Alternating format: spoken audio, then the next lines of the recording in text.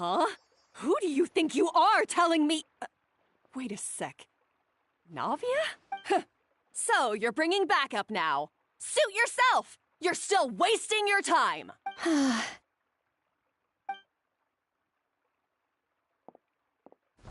Savannah, is this how you always treat your staff? My staff is right. I'm the one in charge here now. And last time I checked, the Hotel de Boer doesn't take orders from the Spina di Rosula. Of course. How you run your kitchen is none of our business. But when a member of your staff is so overworked he becomes gravely ill, that most definitely is our business. We're going to stand up for him, whether you like it or not. Overworked? I've said it before and I'll say it again. If Fermon can't handle the job, then tough luck. There are plenty of other capable people I can hire instead. But Fermon can do the job, he just... Monica, back inside, now! Huh? But you said I shouldn't come back until... Just do as you're told, and not another word out of you! Come on, we have work to do! Wow! What a horrible person! Sorry. Looks like I've dragged you into some drama again. Her name is Savannah. She's the new head chef at Hotel de Boer. Ever since she took the job, she's been enforcing a brutal work regime and putting a huge amount of pressure on her staff. One guy was so overworked, he collapsed from illness. He's been bedridden for days, and he can barely even talk properly. I'm sorry. I'm sorry. It's all my fault. I don't deserve to be a chef. At his family's request, the Spina di Rosula is trying to mediate on his behalf. We're not exactly making a ton of progress, as you saw.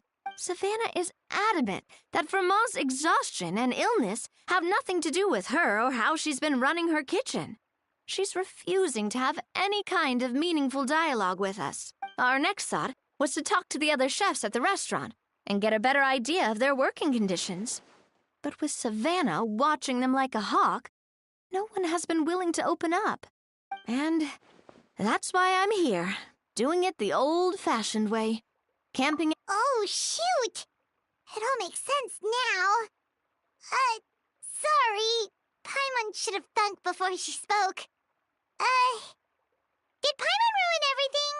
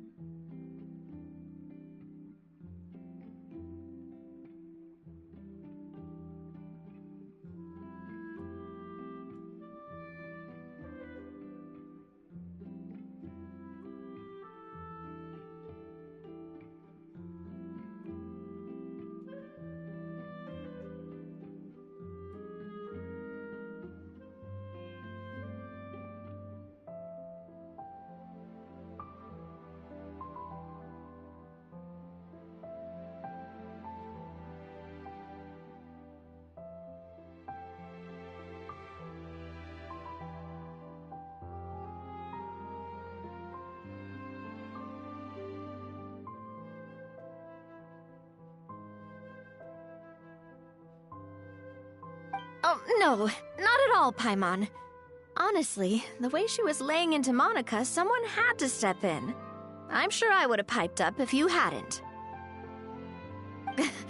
And besides, I don't really think I'm built for espionage. Yeah, meaning it's gonna be all the more difficult to get the inside scoop now. Oh, I might as well head back to the Fleuve Cendre then. We'll need to come up with a whole new game plan. Paimon will join you, 'cause this is kinda all Paimon's fault.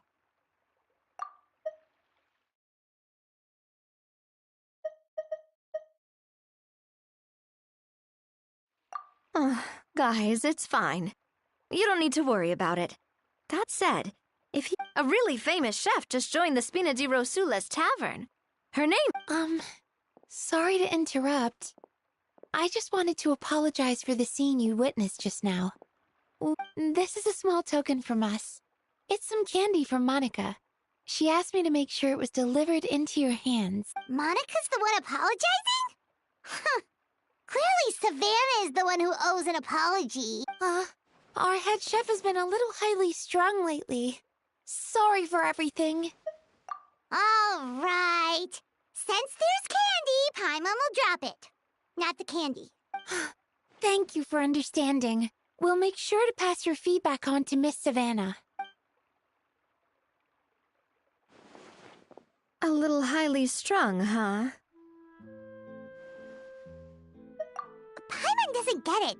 How did someone like her even become head chef? Well, according to Fermat's family, she hasn't always been like this. But that's a story for another... Oh, Paimon totally... Huh? Hold on, there's something written on the wrapper. Find... Escoffier?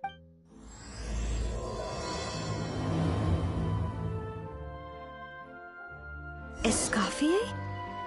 Could this mean...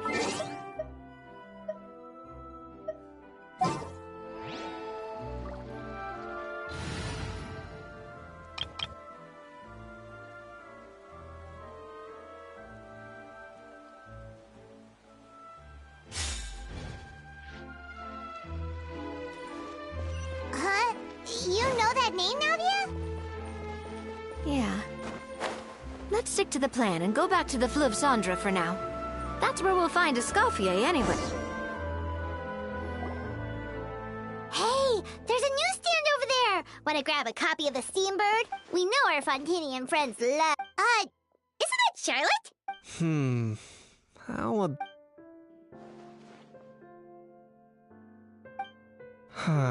pretty... Udex gravely wounded in shocking stabbing. Set to miss cross-border smug...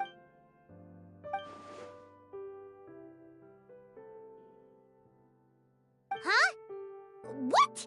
Did Paimon hear that right? Neuvillette was stabbed? And no, surely that can't be right.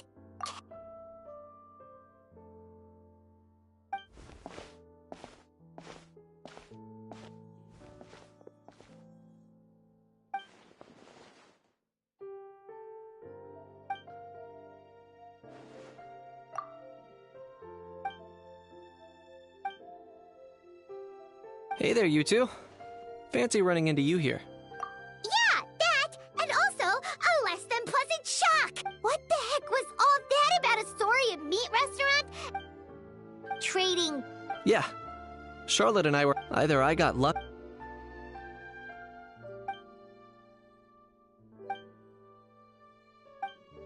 If I had to quantify it, I'd say... Huh? Him? Lenient? Oh, you gotta be kidding! Ah! Don't get me wrong. I'm not trying to give credit to these... You mean... Sure they do. For instance, there was in fact a smuggling trial recently. Considering the amount of speculation surrounding the smuggled goods, it's no wonder there are rumors about restaurants serving saurian meat or teacups being unearthed from ancient... But in reality, the goods in question were simply a few ancient relics dug up from ruins in Natlan.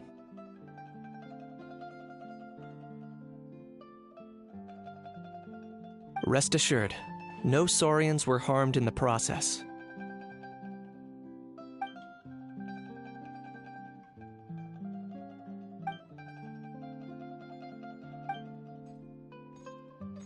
Oh, okay!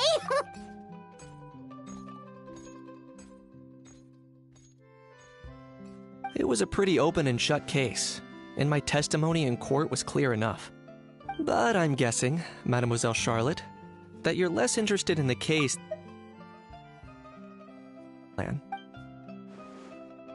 I appreciate your kind...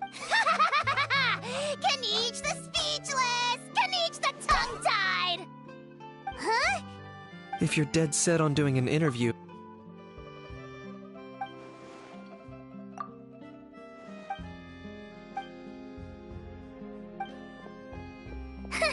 Charlotte never stops, does she? Anyway, Paimon just has to... That... Ow thing. Oh, that thing. Yeah. Huh? What's up with him? Like, he's still noisy, but he's Could be. not a... Too bad he can't come out to argue back. What do you mean? There's nothing physically wrong with him.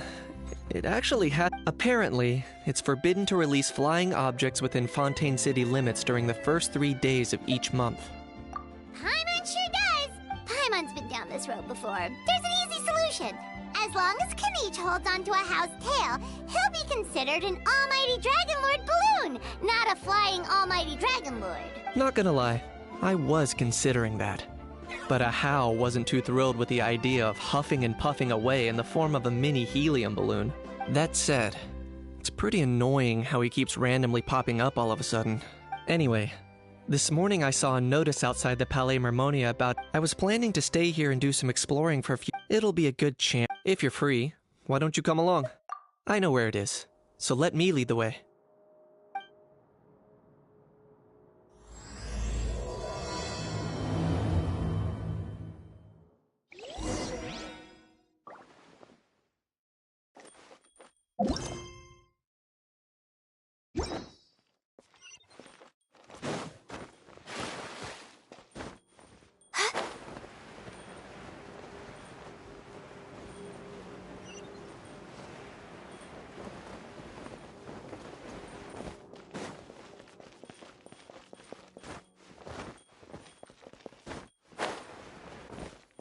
There's no point worrying about the future.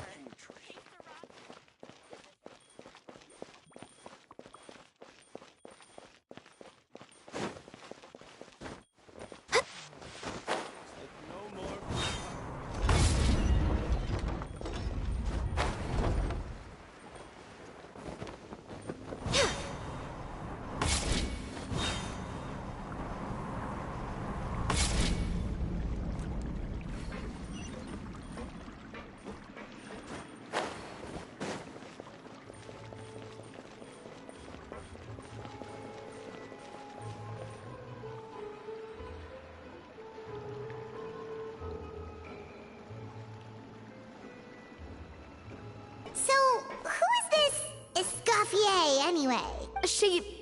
Well, for starters, she used to be the head chef at the Hotel de Boer, before Savannah. She recreated the legendary Gâteau de Boer and restored the restaurant back to its former glory. Safe to say, she's the most renowned head chef in the Hotel de Boer's history. After the culinary genius Modeste himself. Gâteau de Boer? That's the super exclusive cake that they only sell a few slices a day, right? Wow. Why the heck would she let Savannah take her place? Well, apparently, the Hotel de Boer was reported for a safety incident. Someone claims that the kitchen was adding an illegal substance to their menu, but none of the chefs had any idea how it could have gotten into the food. In the end, Escoffier decided that as head chef, she should take responsibility, and she was sent to the Fortress of Meripede. The Fortress of Meripede? Well, you're right. The quantity of the substance they found was fairly minimal. Even the guards believed Escoffier didn't have to stay in the fortress for long, but still, by the time she returned, the role of head chef had already passed to Savannah. So that's what happened. Paimon still... Even though Escoffier is no longer head chef at the hotel, I'm guessing what Monica wants is for us to convince Escoffier to try and negotiate with Savannah on the staff's behalf. Oh, Paimon gets it! Monica, it's simple. You thought cream of mushroom soup was ready to serve after 3.5 minutes on the stove! You'd have had more sense serving hot water with ice cubes. At least then you wouldn't have wasted all this perfectly good cream and mushroom. What do you say, Hilaire? I'm sorry, Cream. I'm sorry, Mushroom. As you can see, Escoffier is that kind of chef as well. You have to leave it on the heat for long enough to allow those flavors the chance to come out. Don't be fooled by the aroma when the water first starts to boil. Got it? Yes, Chef. Then go back and do it again. The customers are still waiting. Remember where you went wrong and don't repeat the same mistake twice. Yes, Chef!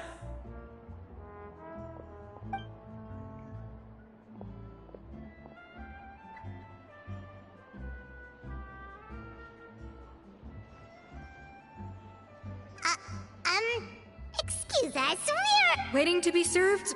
Sorry, we're pretty busy. I'm afraid you have to join the line. Oh, no, we're not here to eat. So you're not paying customers?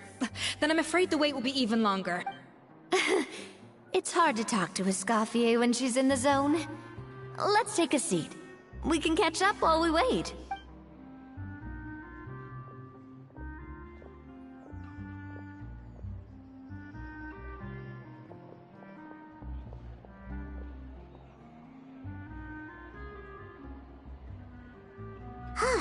Looks like the rush hour is finally over. Is it always this busy here? These days, yes. I'd say business has tripled since Escoffier joined as temporary head chef. Well, in her words, the Hotel de Boer doesn't need her anymore. I guess I'll be heading off then. Wait, take these home with you. We can't serve them now, and there's no sense in letting them go to waste. Oh, thank you, Chef. For what? Like I said, I just don't want them going to waste. Oh, and tell Fiamma to get well soon, so you're not running yourself ragged every single shift. Fiamma. That's the second time we've heard that. He's the chef that fell ill from stress. Hilaire is his son. And with Mom stuck at home taking care of Dad, he decided to pick up some work to help pay the bills. Escoffier knows their situation, so she's been making some extra food every day for him to take home. Hey, I heard that, Navia! I've told you before, no one's making extra food. Hilaire is making blunders in the kitchen, and I can't serve his failed dishes, so he might as well take them home. Yeah, failed dishes that just so happen to be nutritionally complete every single time. So, you two must be the world-famous traveler and her companion, Paimon, yes? Is there something I can help you with? Oh, so you know us already. We'll skip the introduction then. We are here to talk about Savannah. Oh, I certainly am. The Spina's headquarters are right next to the tavern. And I've lost count of the number of times Navia's come to pester me about it. But I don't work for the Hotel de Boer anymore. And being ex-head chef doesn't give me the right to interfere with that business. Besides, I'm the one who persuaded Savannah to take the job in the first place. What? Well, she was a much gentler person back then. A little timid, even. She wasn't at all confident that she was the right fit for the role. That's hard to believe. Are we definitely talking about the same Savannah here? Honestly, I do wonder if she's just emulating me. I mean, I'm not the most pleasant head chef to be around either. Anyway, suffice to say that given the history between us, it'll be tricky for me to tell her she's doing her job wrong without coming across like a huge hypocrite. Fiamma and the others probably think that Savannah gets it all from me. I wouldn't be so sure about that, Escoffier. Look at this note we got from Monica. She mentioned me. Whatever shortcomings you feel you have, it looks like Monica still trusts you. As for the others, well, how can you know what they think unless you ask them? Monica. Plus, it's not like we're asking you to storm in there and raise hell. We're only in the initial phase of our investigation. All we're trying to do is get the other chefs to open up to us. Oh, Monica. Oh, Monica! Escoffier? I can't believe her! Powdered sugar is supposed to be applied sparingly. Look at all that on the wrapper. It's thicker than the sole of my shoe. Unbelievable! I won't stand for this. She has to learn. Come on, we're going. Wait, so now she's, Let's go catch up to her. We don't want to keep her waiting.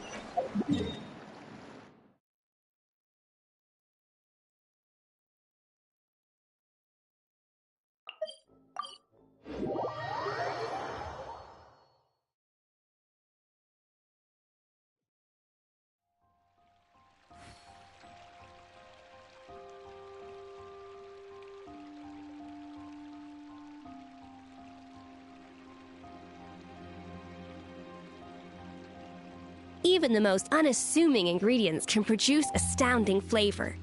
But unlocking that potential takes a keen sense of smell, a refined palate, and an open mind. Cannot just rely on the ocean's self-cleaning ability.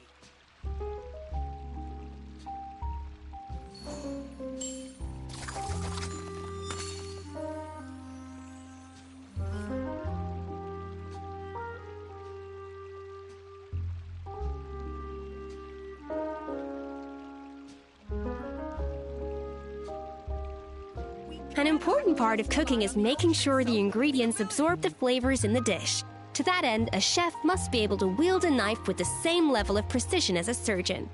Practice makes perfect.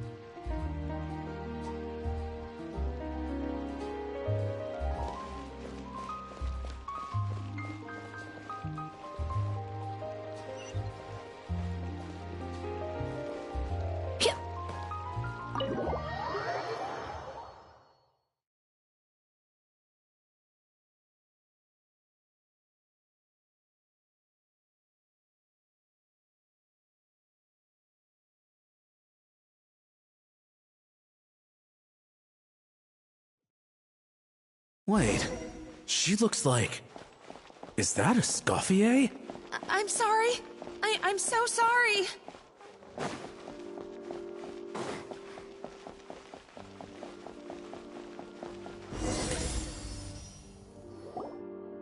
I'm sorry. I'm so sorry. I messed up your order. Oh, I wouldn't go that far. Maybe the taste is a little off, but if you hadn't brought it up, I don't think I would have noticed. But, please, you have to forgive me or Chef is gonna...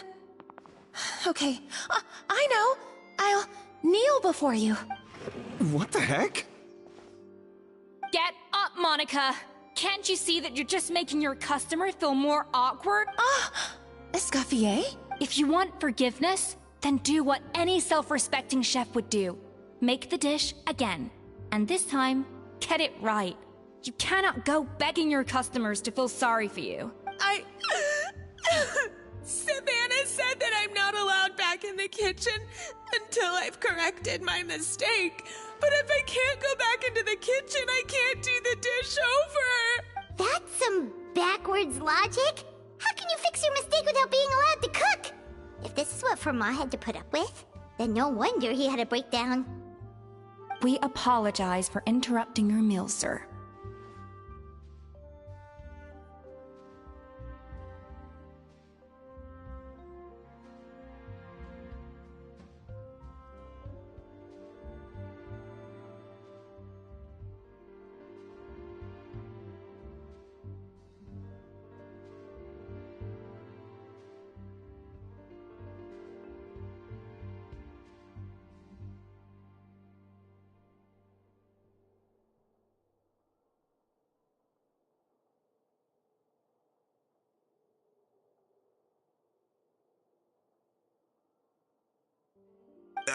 It's fine.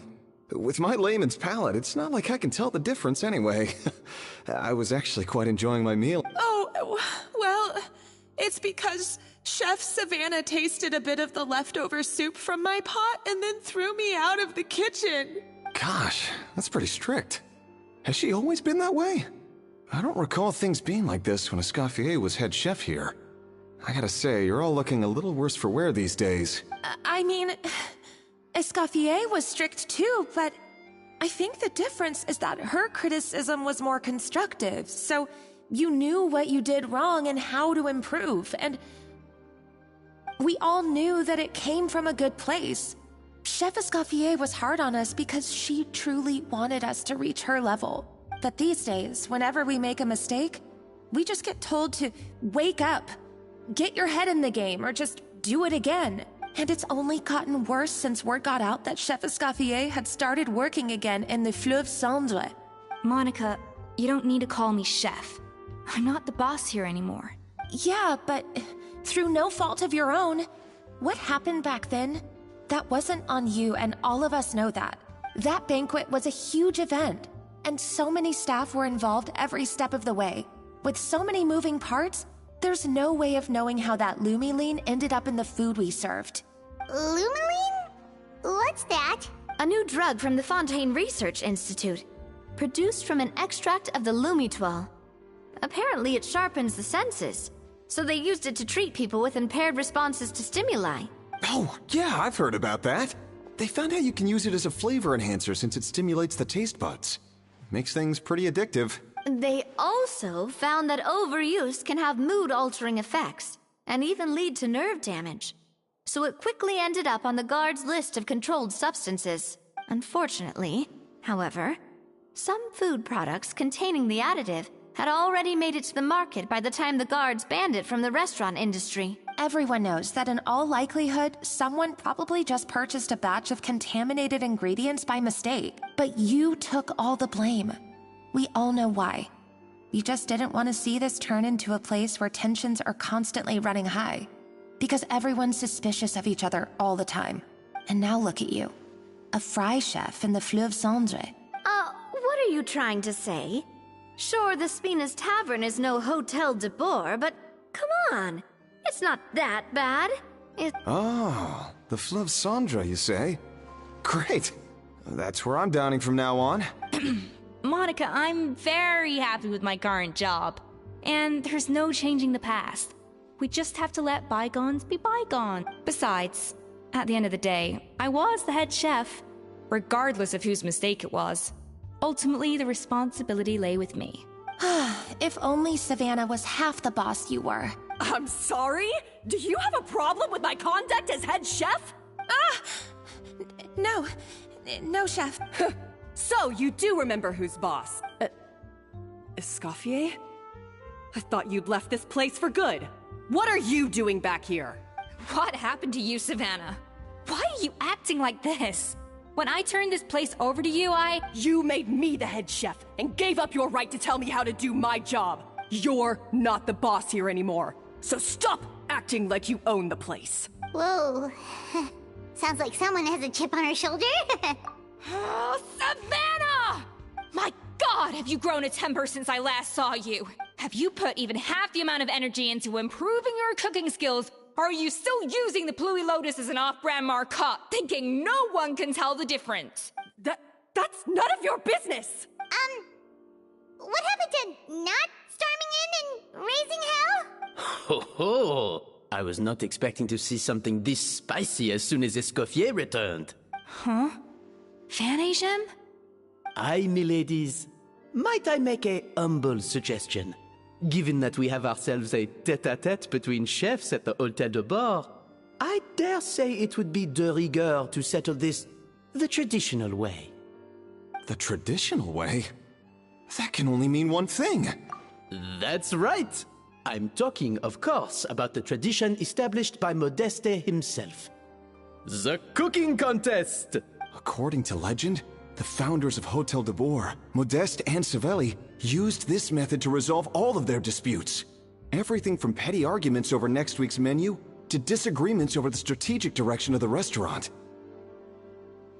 The cooking contest would decide who had the final say. Huh. It sounds like they had a lot of free time on their hands. Ah, well, it might sound that way to us.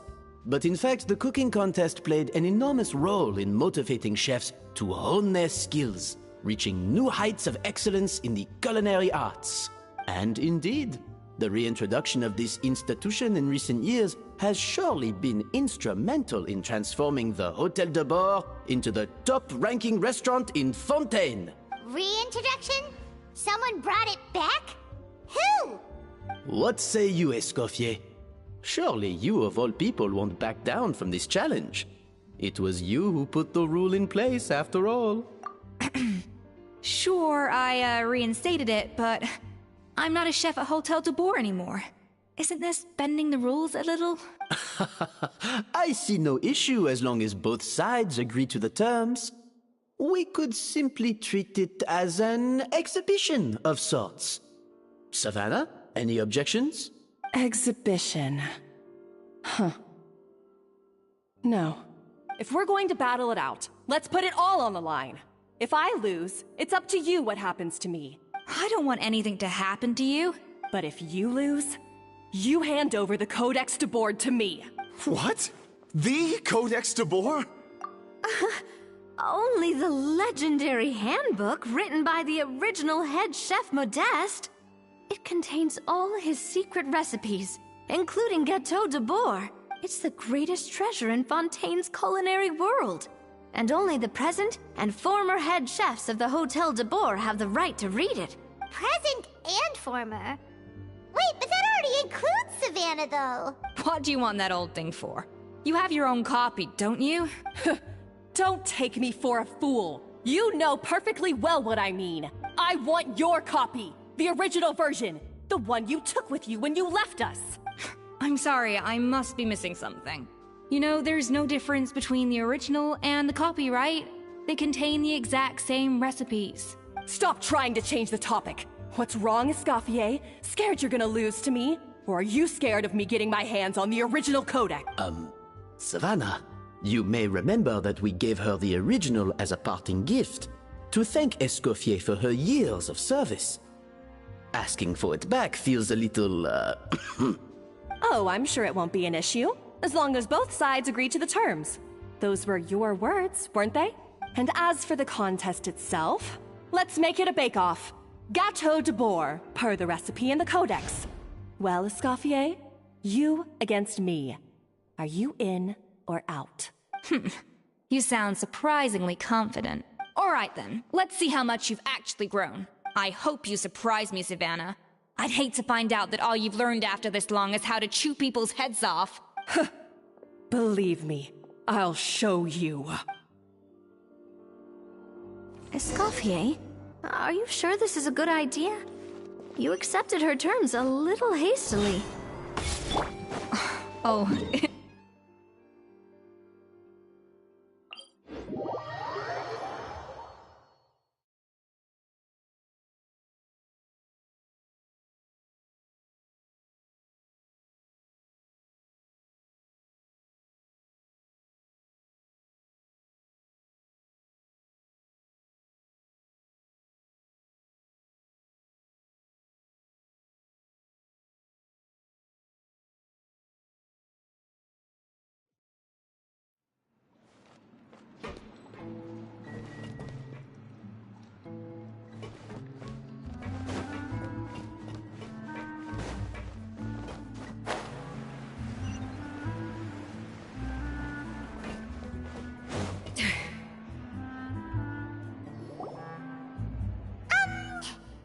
So, this whole bake-off thing Well, I got a sense that she's holding something back. But we chefs always express ourselves in our cooking. So if she won't talk, this might be the best way to find out what's really going on with her. Huh? Holding back? Sure didn't sound that way to Paimon. Escoffier only picked up on it because she's the same way. Always closed off, never letting you know what she really thinks. That's patently false, at least where your macarons are concerned. I've been nothing but truthful with you about the disgraceful amount of sugar you use. Okay, that's one case where you can keep your thoughts to yourself. Oh, that? Well, it's not so much a recipe book as a diary of Modeste's adventures. Back in the day, he and his good friend Savelli explored far and wide, partly adventuring, partly looking for new ingredients and developing new recipes. Their creations had an enormous influence on the course of Fontaine cuisine, turning it in. For instance, legend has it that the original Gâteau de Bourg was made using a special secret ingredient that Modeste discovered on one of his adventures. So rare was the ingredient that they could never make more than 16 slices of the cake per day. But everyone who tried it claimed that it was one of the most blissful and invigorating things they had ever tasted. Modeste and Savelli went on to found the original Hotel de Bourg, which catapulted them to stardom in Fontaine's culinary world. Especially Modeste. He was hailed as a once-in-a-generation genius. And over time— Paimon's heard this kind of story before. Armed with the Codex, the Hotel de Bourg took its right— What? No, of course not. Cooking is a constantly evolving art form. How could any restaurant survive if they only served food that was popular last century? Anyway, never mind centuries. Savelli and Modeste parted ways not even 10 years after their rise to fame. Then, Modeste passed away while he was still in, and that was it. The end of the Hotel de Bour's heyday. It fell into decline, and for most of its history, it was just a nondescript place with a couple of cheap tables. It's only in recent decades that it started recovering. Even then, it still took numerous relocations and changes of management before we finally ended up with Vanigem and the restaurant we have today. Oh! So the Codex really isn't all that, then. Paimon figured it was like one of those mystical books they have in Liyue. Yes, well, that's fiction, and this is reality. You can't meet the tastes of modern diners by following some ancient recipes from a dusty old book. Case in point. Even the Gâteau de Bourg. Wait, really? Why though? Didn't that recipe... It did, but like I said, it's the dusty old book now, and the records aren't as legible as they once were. Not so, reimagination is right. I consulted some historical records, as for why we gave it the same name and kept the tradition of only selling 16 slices a day. Well, you've got Vanigem's business sense to thank for that. Oh! Huh. Well, that kind of takes all the mystique out of it. Hey now, it might not be the original Gâteau de Bourg, but it's just think, if the original truly was... Anyway, before I left my role as head chef, I made a copy of all the recipes from the Codex, including my own improved versions, and turned them over to Savannah. So why is she so interested in the original copy? Could it be a symbolic thing? Like... Well, it was clearly precious enough to give to Escoffier as a parting gift. Meanwhile, Savannah only got a copy. Maybe from her point of view, it's like management doesn't truly see her as being worthy of the role. You think so? The only thing is, it was her suggestion to gift me the original in the first place. Well, a joint decision by her and Vanigem. But still... What? Huh. Guess she's had a major change of heart since she became head chef. Yeesh. Who knows? We could speculate forever. Better to just let our Gâteau do the talking. It means besting her in this bake-off, and then getting her to explain herself, even if I have to beat it out of her with a spatula. However much she's changed since we worked together, I believe that she still has her chef's pride. Well, I'm confident that you and your spatula can get justice for... Let's not get too ahead of ourselves.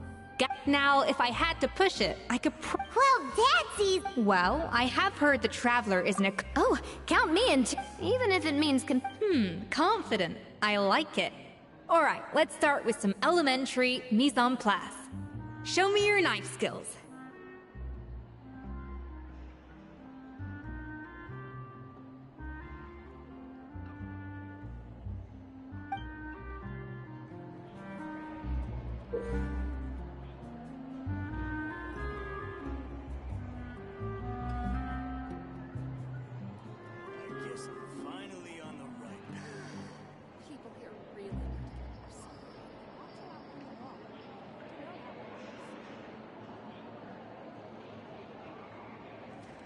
I've always called it chopping stuff up, not mise en place.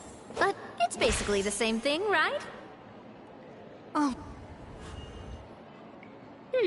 Looks like you found that easier than I expected.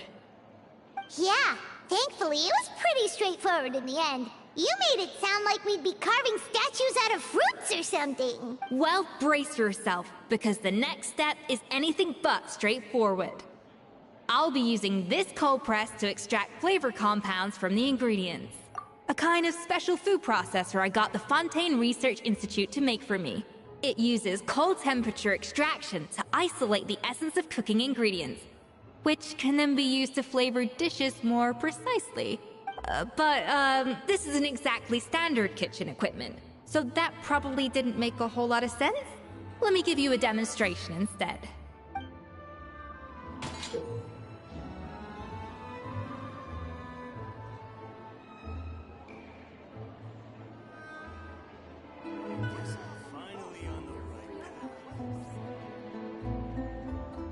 Custom-made equipment from the Fontaine Research Institute, huh? That's some pretty high-tech food prep. Paimon's never used anything this weird before. Cool! Not weird.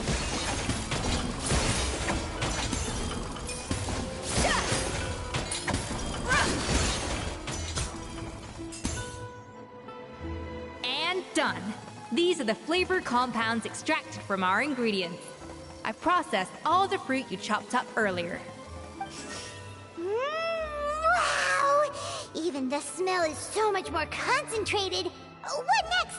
Do we add all this stuff in? Absolutely not! Throwing everything in at once will ruin the balance of flavors.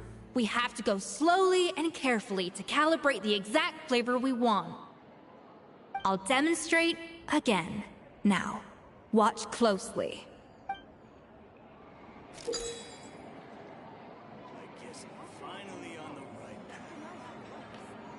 Slowly and carefully.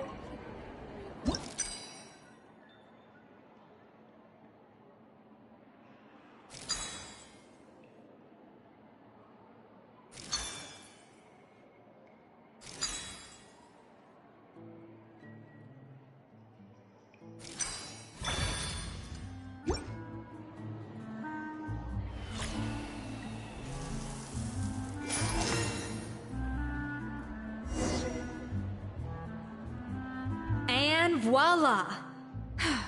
Now it's your turn.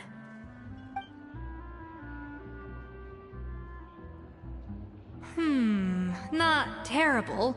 Considering this was everyone's first time blending flavor extracts, it could have been worse. But the Traveler's work was surprisingly good.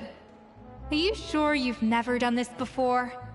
You got almost perfect results on your first try. That goes without saying. Still, credit where credit's due. You did well. Alright, now for the part I've been looking forward to. I want each of you to cook something from the Hotel du Bois' current menu. I'll judge your submissions. That's right, the true test of your cooking skills is the finished product. It'll be good practice for the contest itself. Now get to it. Chop chop!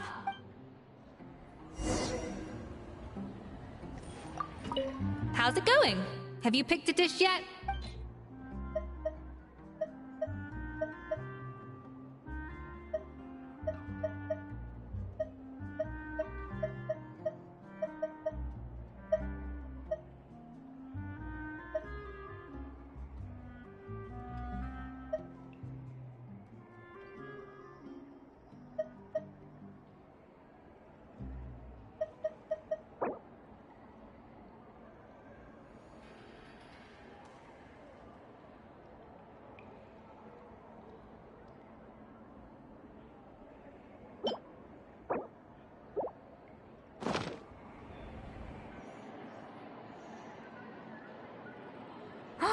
Look at that! With the grace of a snow-winged goose, as I like to say.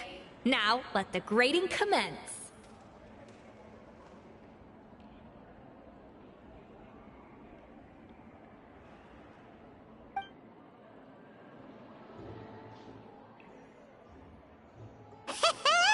Pretty good, right?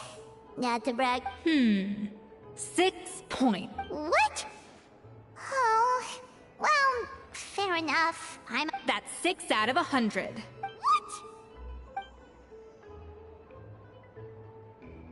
You say you're a connoisseur, but it's quite clear from this dish that you have far more experience consuming food than creating it.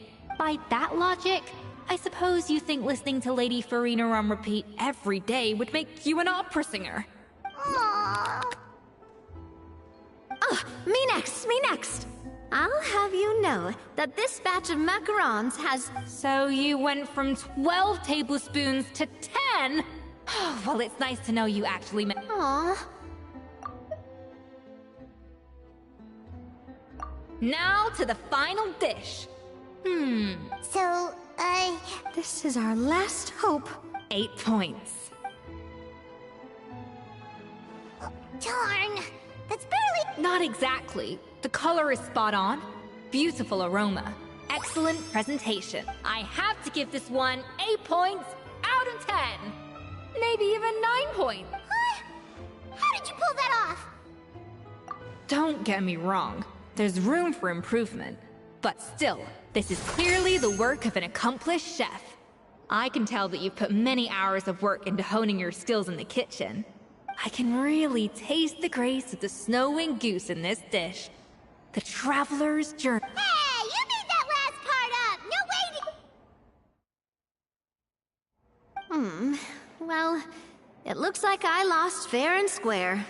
I guess you'll be taking the Traveler as one of your assistants then? But if it takes 3 chefs, that still leaves 1 slot remaining. Chef Escoffier. Oh, it's Hilaire. What brings you here? I heard the news about the cooking contest.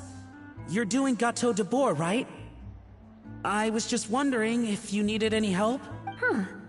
And you think you're up to the task, do you? Oh, no, I know I'm not there yet. It's actually my dad who wanted to help.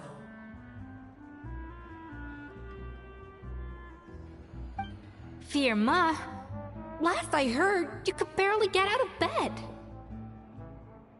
Chef Escoffier, Navia, Traveler, thank you all so much for everything you're doing for me and my family. I've had enough of sitting around at home while you run yourselves ragged. If you let me, I'd like to help you win this cooking contest. Yeah, I was gonna say the same thing. Don't you worry. I'll be fine. I'm feeling much better now. The fact is, I'm a fine chef, despite recent events. I've proven myself in the Hotel de Bourg kitchen, so if anyone's qualified to work under Chef Escoffier, it's me. I think. I mean, I hope so. Firma, have you even set foot in a kitchen since leaving Hotel de Bourg? I have not. But I'm fully rested now. I know I can handle it. I'll prove it. Let me whip something up for you right now.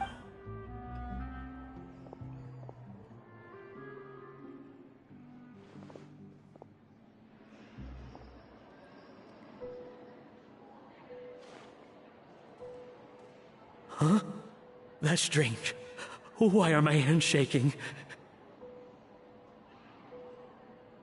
What do you call this, Firma? I can't seem to grip my knife. Do it again! Again! Again! I... Hopeless. Get out of my kitchen yesterday. Dad, what's wrong? I don't understand. I was feeling so much better, and then Will I never be able to work in a kitchen again? Dad, talk to me. What happened? I think the real issue here is not physical exhaustion, but psychological trauma. Monica, when did you get here? Probably because you were all concentrating so hard on your cooking. I didn't want to interrupt your flow. But anyway, Firma, I'm so sorry. If only I'd known how serious your situation was, I would have stood up for you soon. You have nothing to apologize for, Monica.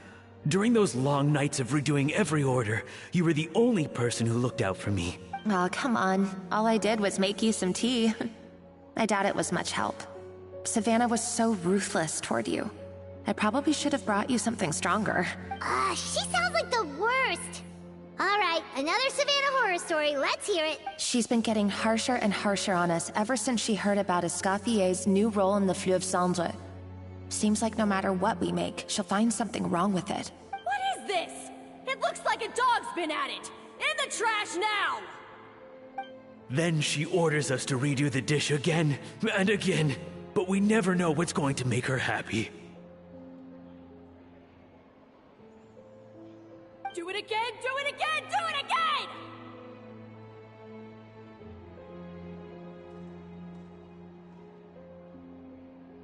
Every time you remake it, you just get another earful from her.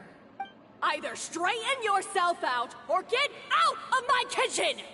So now, it seems like just picking up a kitchen utensil gives me flashbacks of her yelling at me. Oh man, that must be awful. The more I want to get it perfect, the more my hands shake, and the more scared I am of making another mistake.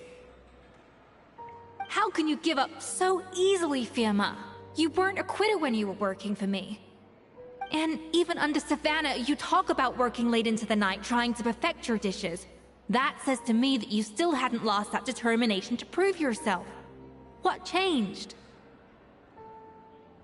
I don't know what's come over me. When I think back, I just remember feeling like my heart and my hands were growing heavier and heavier as the shift went on. Each time I had to redo a dish, my heart sank a little further. Maybe Savannah was right. Maybe I am just hopeless at this. Dad. I see. Well, I will win this contest, and after that, I encourage you to approach Savannah and talk this out. But what if you can't find another assistant in time? You think being one person short will ruin my chances? Let's not forget, I taught you and her everything you know. Even if I had to go it alone, I would present the perfect gâteau. Oh, well, Paimon and Navia will still keep practicing, just in case. And so will I. Yeah! And if worse comes to worse, we can always get the Spina di Rosula to put out an emergency call for Chef. Actually, I thought maybe I could help. That's sort of why I'm here. What? Why didn't you say so? I was going to, but then... well, this is the first chance I got. You do this for us? Thank you so much, Monica. Alright, fine by me. But aren't you still working for Savannah? I know, but it's alright. I've made up my mind. With the way things are, I can't keep working for Savannah much longer anyway. Unless I want to become the next Fermat. I'm done with sucking it up. It's time to try and turn things around. If this cooking contest can get Savannah to see the error of her ways, then I'm sure she'll forgive me for this. Well, Paimon didn't think we'd be poaching from Savannah's staff to get our third person, but there you go. Anyway, Great! Then it's settled. And to congratulate you all on making... Spina sponsored? Wait, you mean I'm cooking? Well, I promised the Traveler a feast in the Fleuve Cendre. And I know how much you've been looking forward to it. Yeah! Feast, feast, feast! Alright, if you insist, then prepare for some of the finest food if you're alive.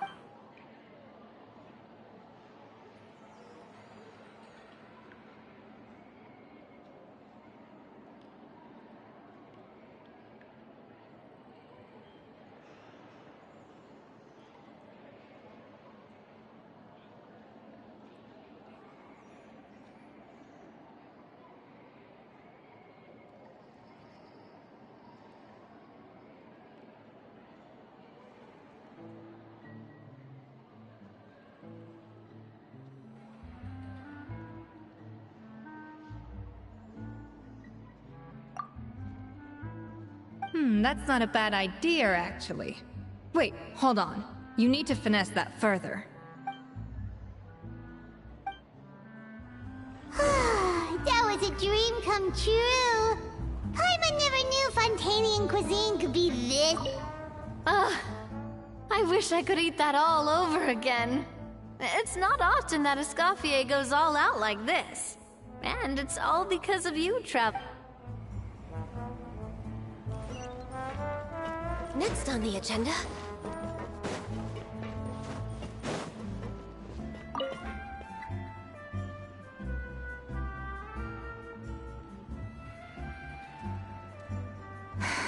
Why, Savannah?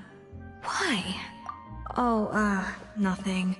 I wanted to see if there was anything I'm missing. Something I hadn't noticed before.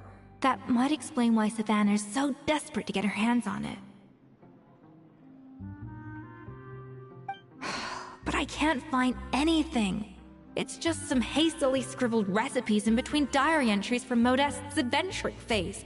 And most of it's not even legible anymore. The copy I gave her not only has all the recipes in full, but even includes my own private tips and notes from years of experience. Surely that's infinitely more useful than this old thing. Yeah, maybe. Still, it's just hard for me to imagine that we were. At least I always thought we were. She was a little shy, but meticulous with everything and everyone she dealt with. She made a few mistakes here and there, but she was quick to correct them whenever they were pointed out. And she was always striving to improve as a chef.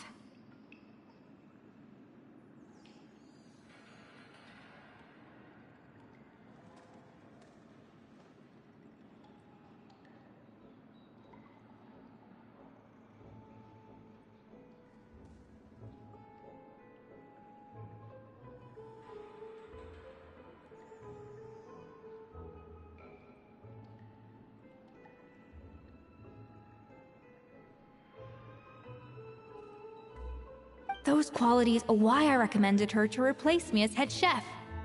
I never imagined for 1 second that she'd cause Fiamma and the other staff so much grief. Well, I mean to an extent, of course. I pushed hard for her to get the role. And the idea that she turned out like this because of me is difficult to come to terms with. I wonder if this is how Modeste felt back when he was writing the Codex. Yes, with his good friend and co-founder of the Hotel de Boer, Savelli. The story goes that after Modeste unveiled his Gâteau de Boer and was hailed as a culinary genius, he was admired and adored by all. But his newfound fame slowly drove him and Savelli apart. Unlike Modeste, whose every new creation was an instant hit, Savelli seemed to face setbacks at every turn. Doors that would swing wide open for Modeste would shut in Savelli's face. And with Modeste being whisked off to all manner of functions by his celebrity friends, he had less and less time to discuss the culinary arts with Savelli. People started gossiping about Savelli, and their relationship between the two gradually soured. Everything came to an abrupt end when Modeste, still in the prime of his life and still hailed as a genius, suddenly died from an acute illness. And that was it. They neither had a decisive split, nor got the chance to properly reconcile. Their story just came. One rumor had it that Savelli actually killed Modeste out of jealousy, even as the latter was hoping to make amends. Unlikely. It's a popular theory, but there's no real basis for it. At least there are no records of Savelli ever being convicted of a crime. Still, beyond a point, there's no way of knowing what truly happened in the past. All we can do is try to make sure the present doesn't quite go as badly. And that's why I have to win this contest tomorrow. Then get the truth about everything that's been going on, even if it means cracking her open like a nut. You're right about that. Just follow my lead and victory will be ours.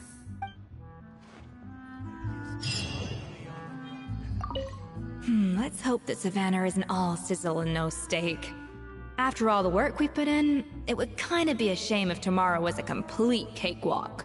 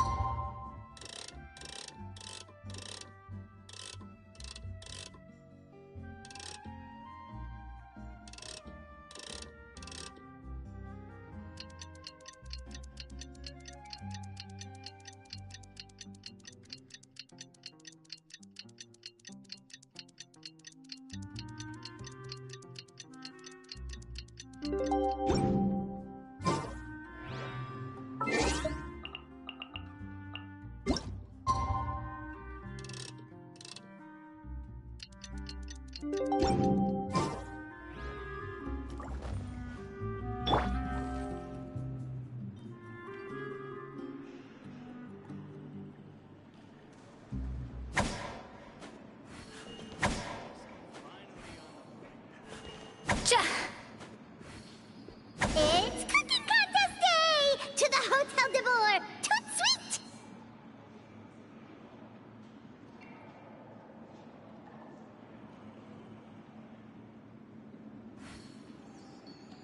But my research had so much potential!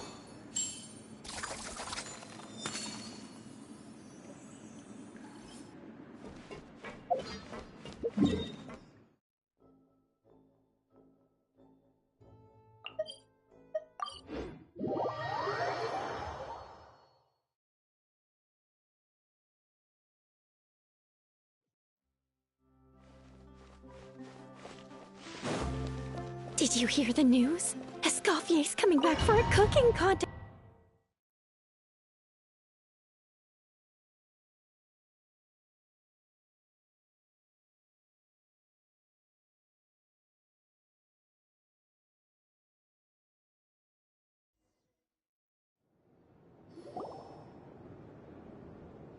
Mesdames et messieurs, welcome one and all to the Hôtel de Bord and to this most exciting of cooking contests. Savannah, I've brought the original copy of the codex you asked for.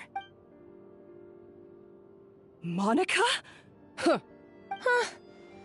In the interests of fairness, this contest will be conducted, the labels will be placed out of sight underneath the plates, only to be revealed after the judges have sampled them and reached a final verdict.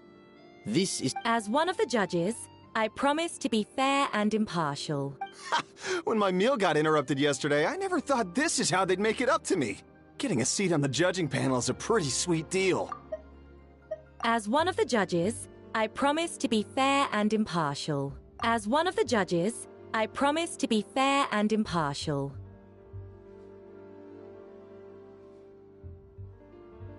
Both contestants have taken their positions. Then, without further ado, let the Hôtel de Bord cooking contest commence!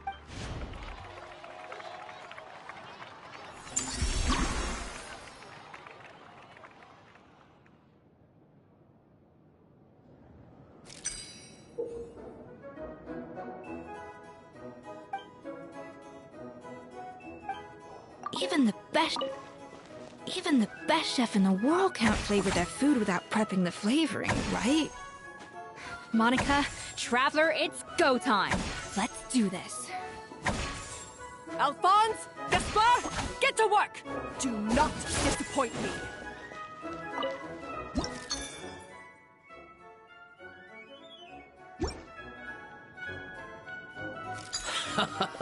Looks like our two head chefs are raring to go. Like an oven on full blast, this competition is quickly heating up.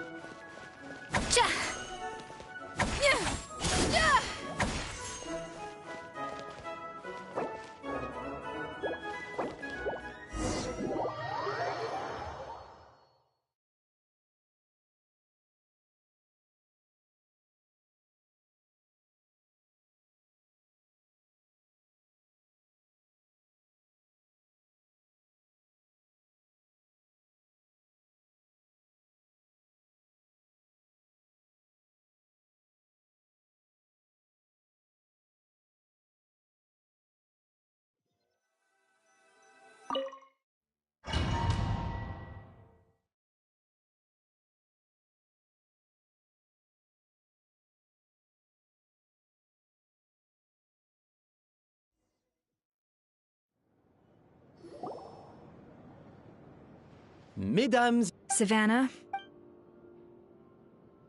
Monica?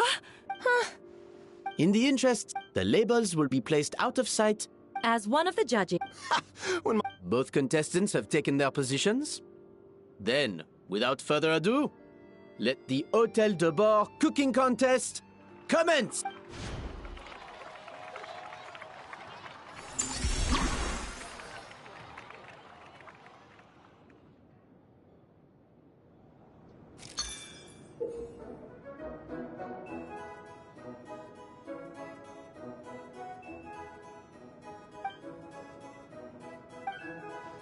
Monica, Traveler, it's go time.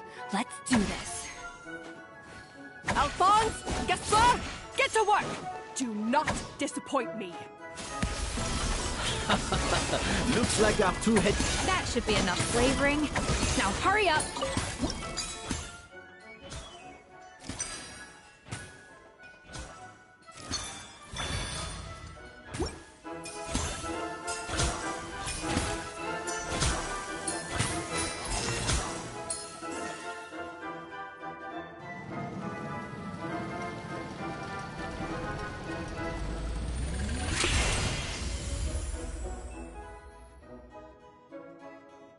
Come on, Escoffier! Come on, traveler!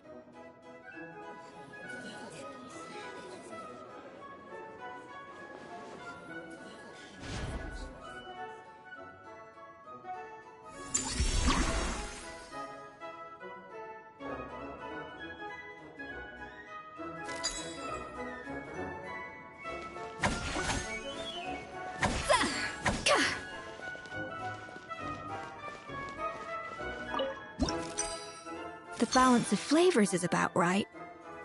But the quantity is too low. Up to the freezer! Alphonse! What are you playing at? That's not how I taught you to do it! Stop!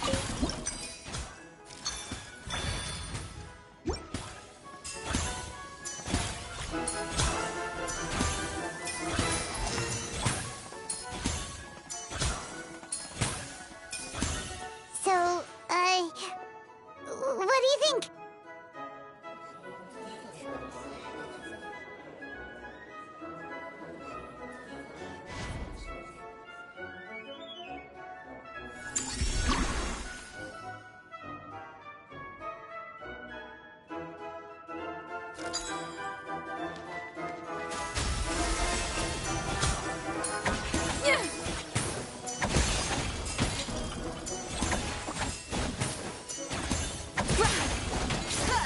Escoffier is already on the final step of the recipe.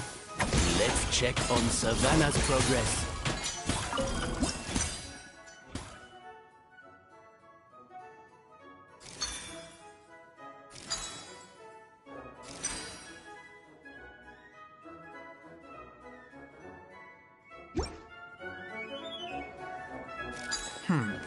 I think this flavor profile is still a little bit off. Enough! Oh, useless!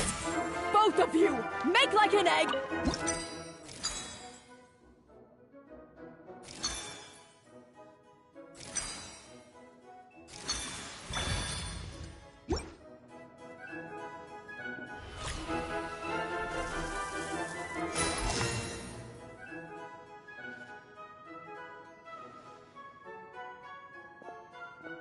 You can't match Escoffier's talent.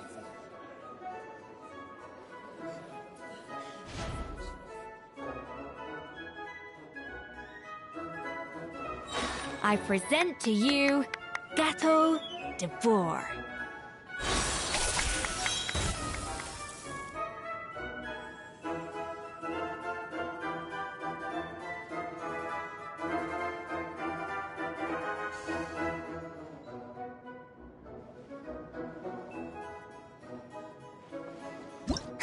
That went just as I expected.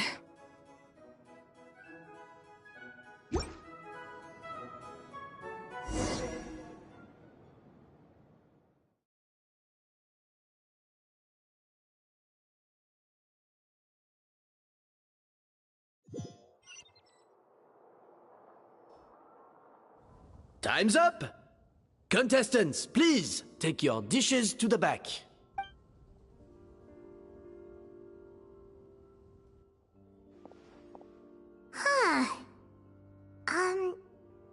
That guy was right.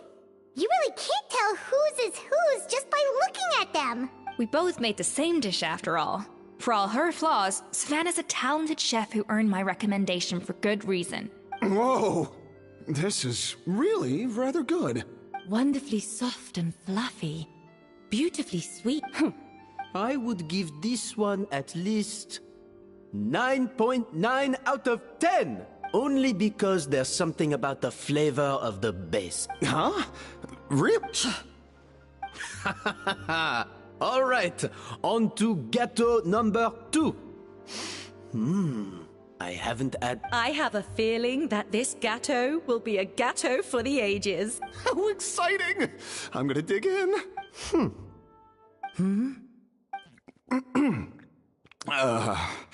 I think maybe someone got a little careful. Not just the sugar, it's the flavors too. This is all over the place. It appears the decision is you.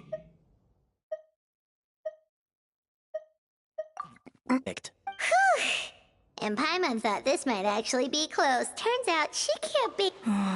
Something's not right here. I can now declare that the creator of the first gâteau What? It's Savannah? No! That's impossible! Hey, Savannah! You cheated, didn't you? You cheater! What did you do? Oh, you swapped the plates, didn't you? Well, someone's a sore loser. These cakes went from the oven to the judge's table without me ever laying a finger on them. And everyone here can attest to that. It was Vanejem's staff who labeled them in the kitchen. If you're looking to accuse someone, why don't you start with them? Isn't it more likely that Escoffier's lost her edge? Oh, or maybe her assistants let the team down. You take that back! Judges, we demand a rematch. That's enough! What's done is done. As head chef, or rather as team lead, I take responsibility for the dish I served. Whatever went wrong and however it happened, I should have spotted it. Savannah, I didn't think you'd stoop this low just to beat me in a bake-off. What happened to your chef's pride? I don't know what you're talking about. If you want the Codex de Boer that much, you can have it. Escoffier, no! But you must promise me that you'll apologize to Firma and compensate him for everything you put him through. It's a little late to be negotiating terms. The contest is over and I won. That means you owe me the Codex, and I owe you nothing. Look, Savannah, you may have fooled everyone else, but can you really fool yourself? What I'm offering is to accept defeat without looking to expose what you've done. But only on the condition that you promise to stop putting so much pressure on your staff.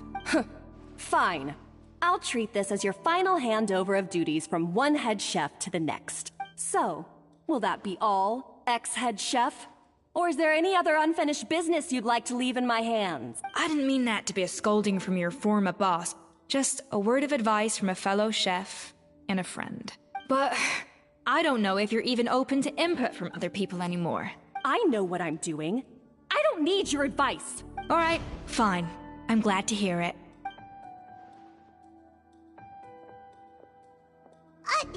Escoffier? The Codex de Boer! Finally. Now, at long last, I will succeed. Escoffier? How could you let her get away with this? Yeah! The Codex is a souvenir of your time here! Doesn't that mean anything to you? It's alright. It was just a bake-off, not the end of the world. I'm already over it. Besides, it's not all bad. She agreed to compensate Firma. That's mission accomplished for the Spina. Honestly, if I'd have known that giving her the Codex would solve everything, I'd have just done that in the first place. I mean,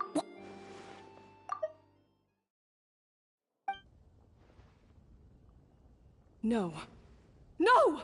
This doesn't make any sense! Huh? That's it? No secrets, no nothing?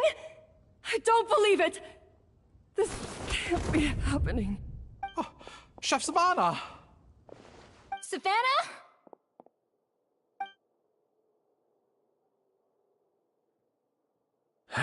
It's nothing life-threatening.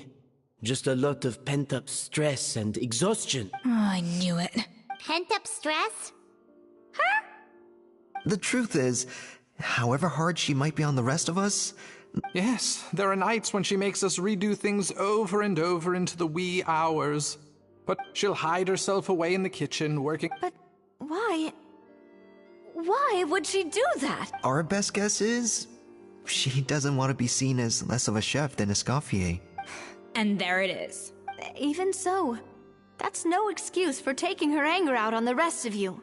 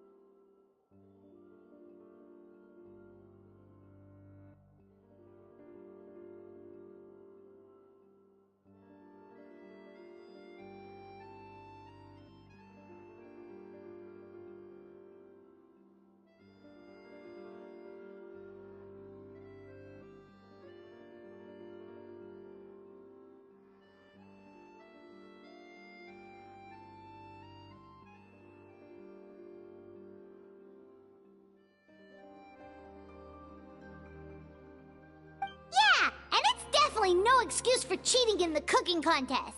Huh, about that, we honestly have no idea how she did it. We were focused on our own work the whole time, like she asked. Leone and Algalia were the ones I tasked with labeling the cakes. I've already spoken to them both. Not to worry. Come on, join me downstairs. I'll interrogate the guilty gâteau myself.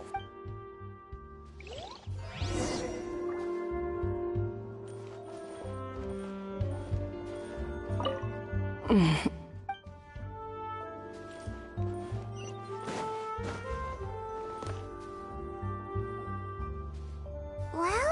how is it? Have you figured out what it was?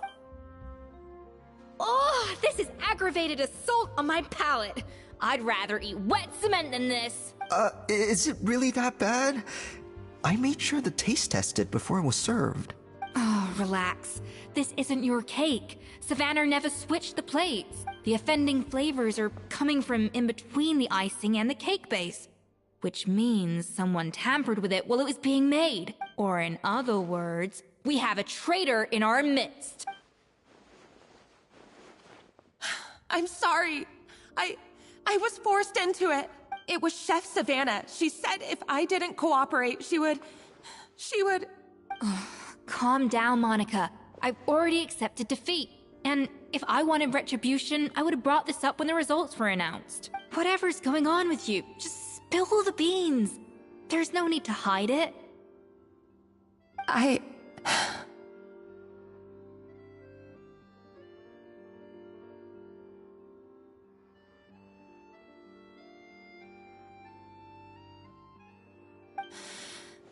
I was the one who caused the food safety incident that one time.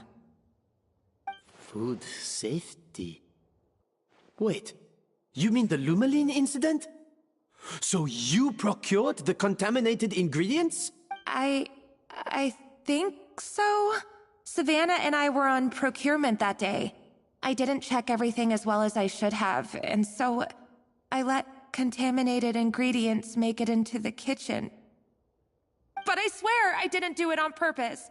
I had no idea there was an issue with them, and I didn't know it would end up with Escoffier going to jail. But the last thing I expected was for Savannah to use it as leverage to blackmail me with... This is crazy! So Savannah pressured you into sabotaging Escoffier's cake by threatening to expose your secret if you didn't? I know, it's terrible. I'm so sorry. I was so scared. The thought of Chef Escoffier finding out that I put her in jail, it made me freeze up with fear. I thought Escoffier would hate my guts if she ever found out, and yet somehow that's ended up in me doing something even worse.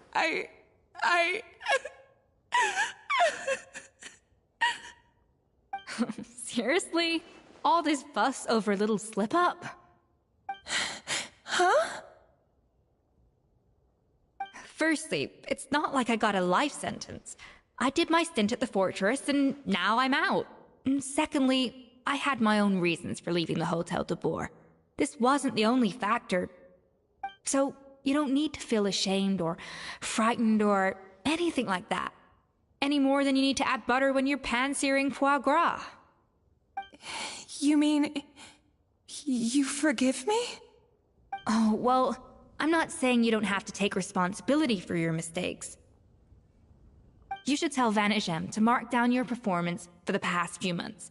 Then do some digging and find out exactly where those contaminated ingredients came from. Sure, you've made mistakes, but now's the time to fix them. Understood? Understood.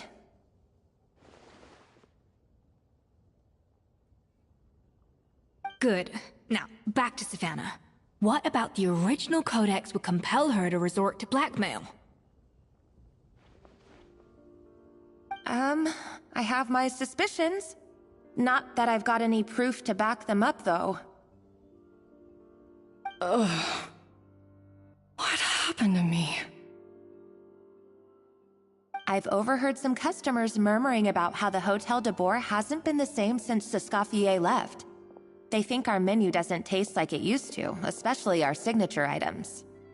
Now that you mention it, I noticed it during the contest too.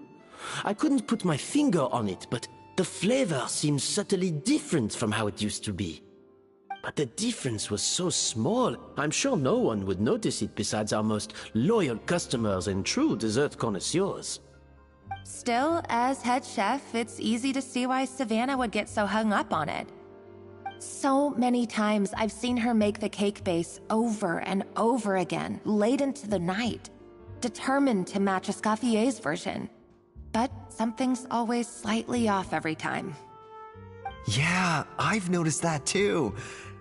Never really gave it much thought, though. Thinking back on it now, it's clear that Savannah's been in a downward spiral ever since Escoffier left. She wants to prove that she can fill Escoffier's shoes. That's gotta be the reason. But after countless setbacks, she's getting more and more unhinged. And at some point along the way, she switched from doubting herself to doubting Escoffier. Doubting Escoffier? For what? Yeah, it would explain why she was bent on getting the original at any cost. She must have thought Escoffier purposely omitted key details from her recipes when she copied them out. Also, she could retain her place as the #1 chef in Fontaine, the only one privy to all the secrets of the trade. Oh, for goodness sake, what a stupid idea. Of course. Then she finally got the codex only to discover that the secret recipes she's been pining for don't exist at all. Seeing how utterly wrong she was must have been a real shock to the system. It probably brought up everything at once. It overwhelmed her, and she passed out. There's still one thing that doesn't make sense, though. If Savannah had the real recipe all along, how come it tasted different? She might not be on the same level as Escoffier, but surely after like 50 attempts, she'd get it right one of those times. You'd think so, but geniuses like Escoffier are in a league of their own.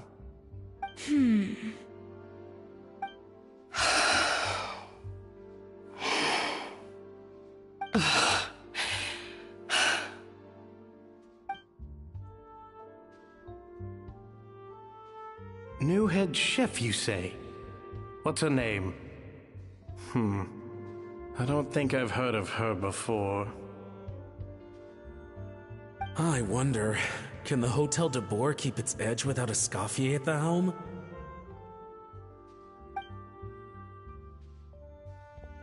This tastes different from last time. Is it undercooked or something?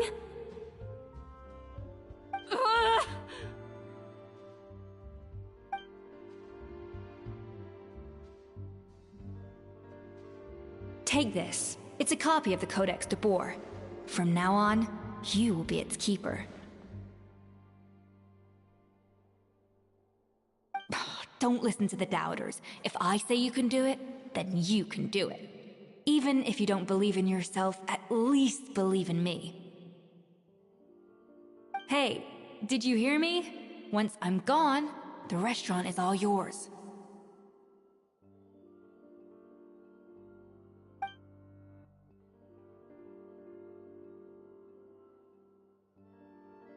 All this time, I've been blaming other people, but maybe I'm the problem.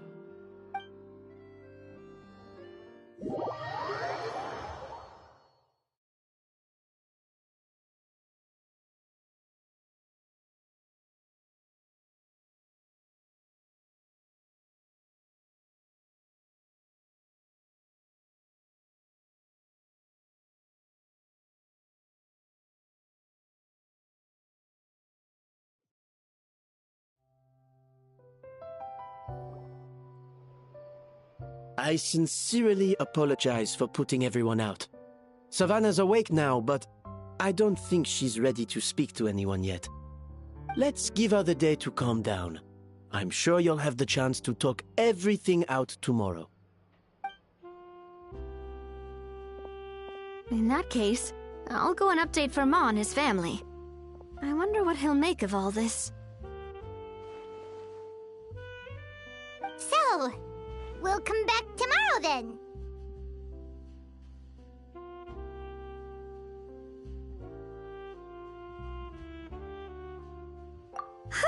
That was a long day.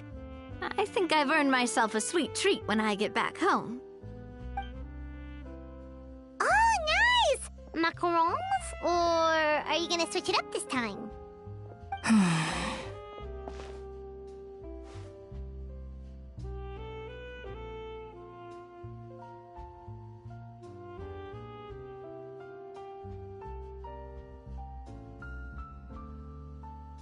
Traveler, how much do you know about the snow-winged goose? Every year they migrate long distances in search of a suitable home. There's always one goose at the front whose job is to lead the flock. Fontaine poets often use the image of that goose to explore the ideas about leadership and genius. They usually imagine someone who's a cut above the rest, a model of perfection. But what those poets don't know is that during a migration, the lead goose is always changing. Once the lead goose shows signs of fatigue, it retreats to the back of the flock and allows another goose to take its place. So the truth is that leadership, with all the responsibilities and pressures that come with it, it's something that everyone takes turns at. But we humans completely miss that fact when we project our own ideas about social hierarchies onto them.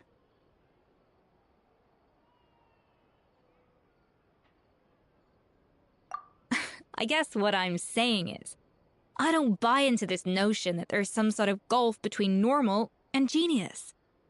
Cooking is a science, not magic. Given the same ingredients, same recipe, and same environment, I see no reason why two different people shouldn't be able to create the exact same dish. Of course, some people have a more sensitive palate than others, and some people are just born bolder or more conscientious. But these are all variables that can be accounted for with time and practice. I'd have no reason to expect so much from others if I believed that perfection can only come from the hands of a genius. The only reason I hold people to high standards is because, well, I believe they're capable of greatness.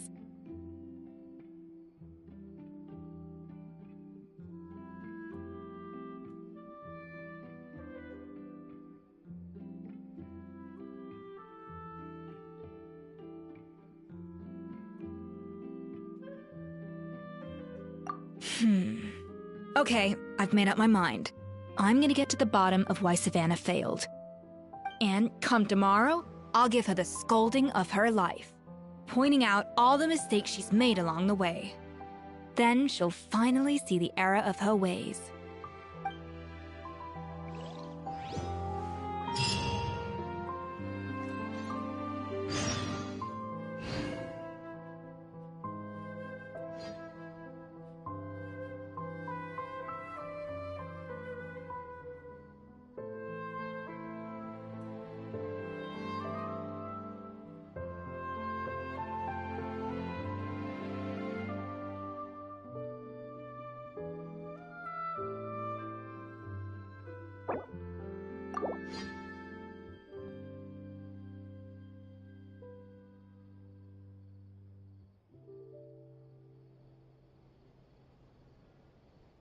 It's so nice to de-stress.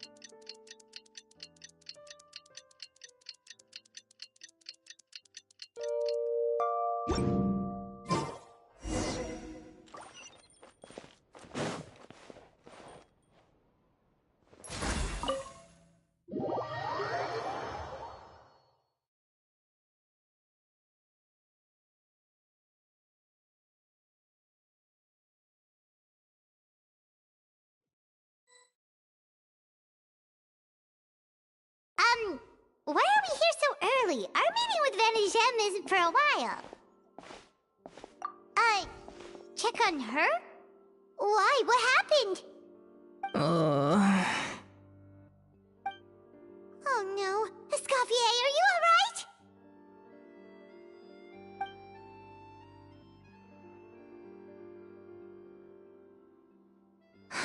I'm fine. Just need to get some more coffee in me.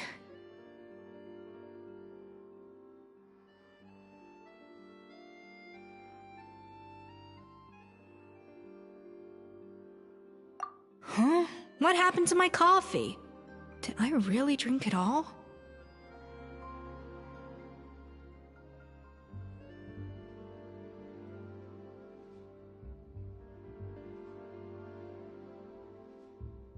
All right.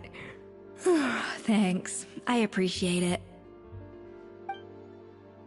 Well, there's cooking facilities here. Or we could just grab a cup of coffee from Cafe Lutece, but either way, hurry!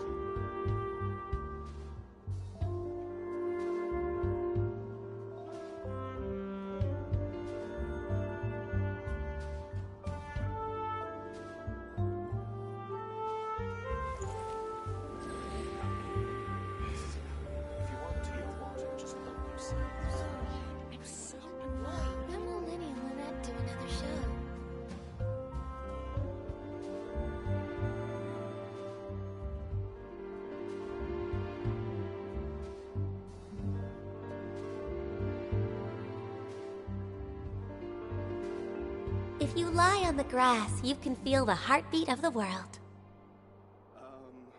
What did you want exactly? Forget about me. If you want to, Why don't Lenny and Lynette do another show?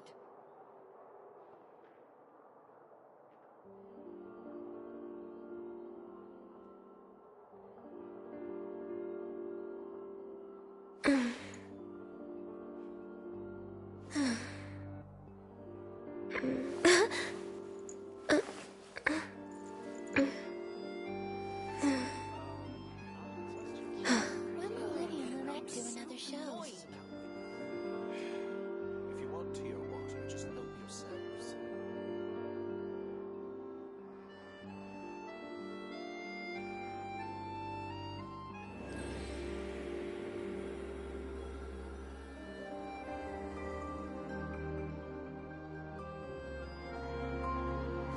will Lenny and Lynette do another show?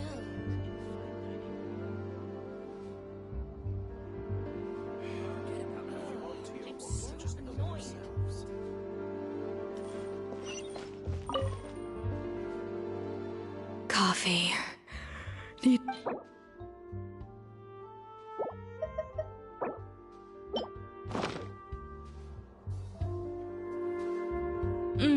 Strong, bitter coffee beans transformed through expert. I feel much better now.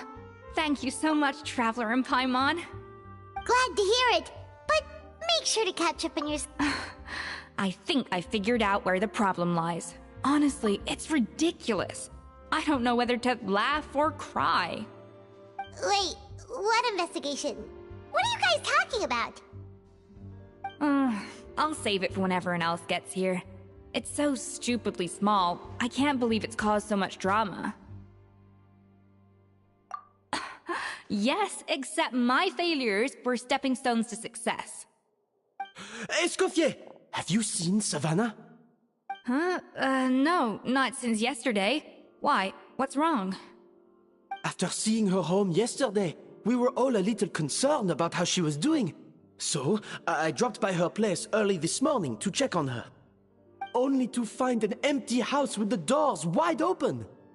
I left Alphonse and the others to keep watch at her home, while I checked the Hôtel de Bord. I'm worried something bad might have happened. If she's not here, then where could she be? Boss, Escoffier, bad news. Alphonse? You're supposed to be keeping watch at Savannah's house. We were, but then, just after you left, we found this stuff in her house. Oh, looks like a map with a bunch of random places circled. What does it mean? Wait a second. This feels familiar. I'm sure these places are all connected somehow. Of course, from the Codex. They're all places that Modeste explored on his adventures.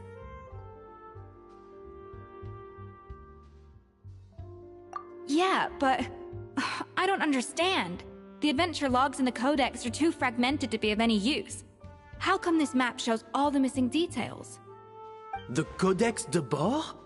Then, this place marked in red out at sea. Could that be the fabled birthplace of Gâteau de Bord? Seriously? So now she set her sights on finding the original recipe and beating Escoffier that way? Geez, Savannah. Anything to overcome a Gâteau plateau, huh? Ugh, idiot! Does she have a death wish? Those ruins are thousands of years old. Hold on, there's more. Besides the map, we also found these letters.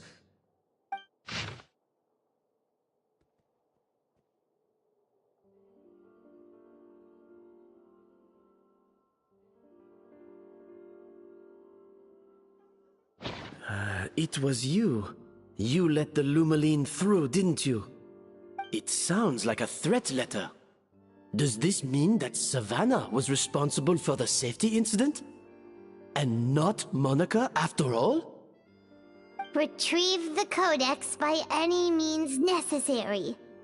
So the cooking contest and the cheating. Someone else was behind her pulling the strings? She's keeping the true recipe to herself. Ugh, this is all such a mess! Paimon needs a second to process this. First, we thought that Savannah forced Monica to cheat in the cooking contest.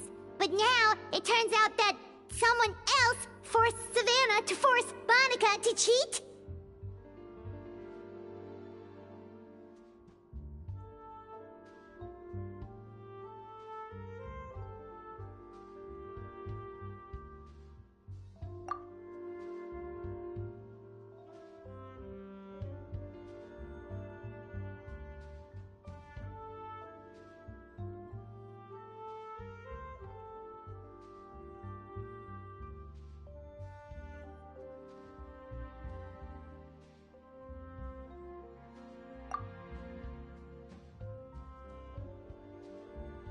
You're finally here. Of course. I should have put two and two together as soon as I read your threat letter. The food safety incident, the demand for a cooking contest, the instruction to blackmail Monica, even the suggestion that Escoffier was keeping secrets from me. It was all part of your grand plan, wasn't it, Monica?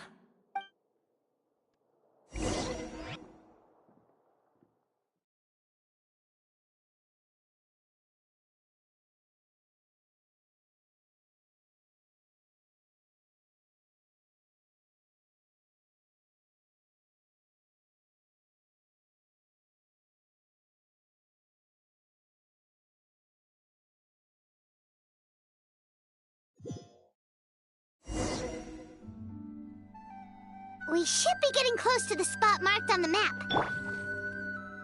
Of all the stupid things she's done, this really takes the cake. The moment we find her, I'm gonna curse the living daylights out of her.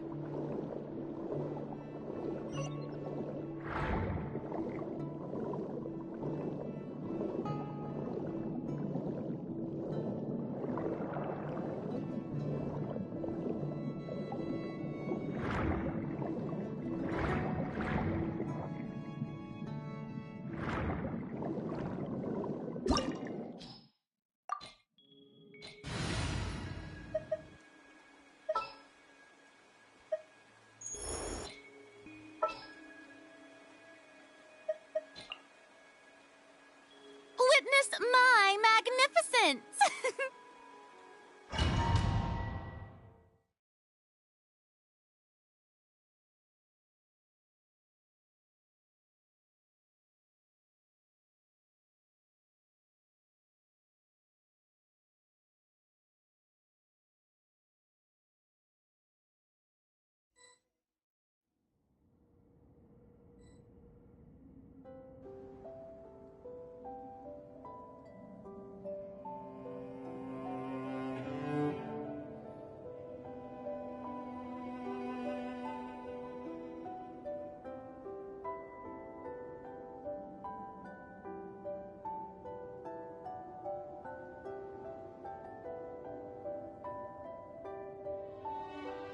Know of any new orchestral pieces? I like to swap out the background music in the kitchen once in a while. It's a great way to find new inspiration.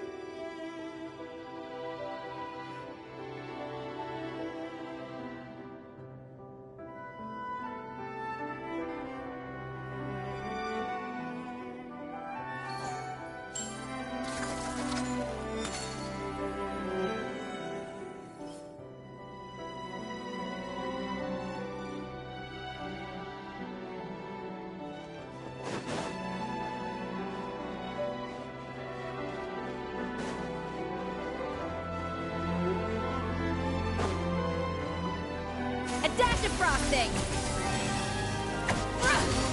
Yeah. Yeah.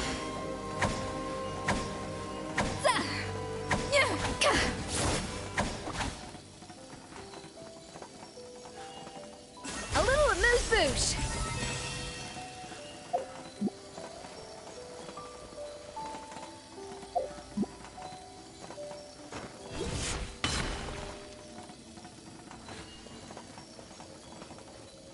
No recipe, no problem.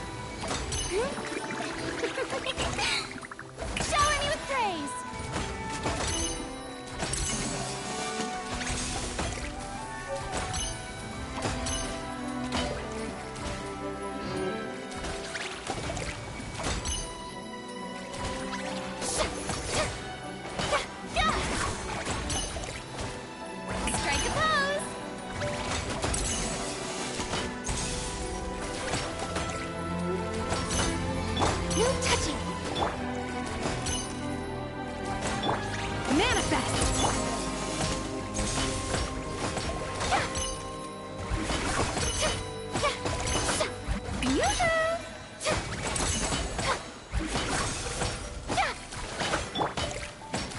Unleash!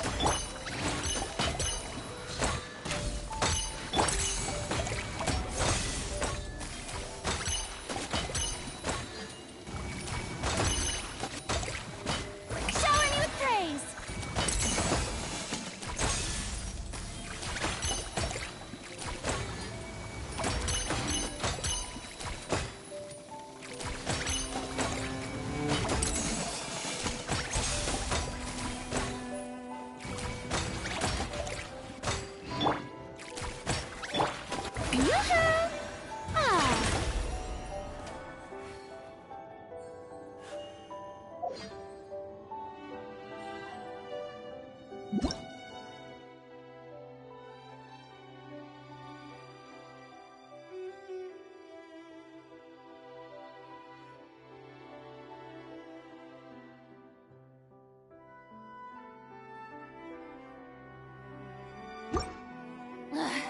Boring!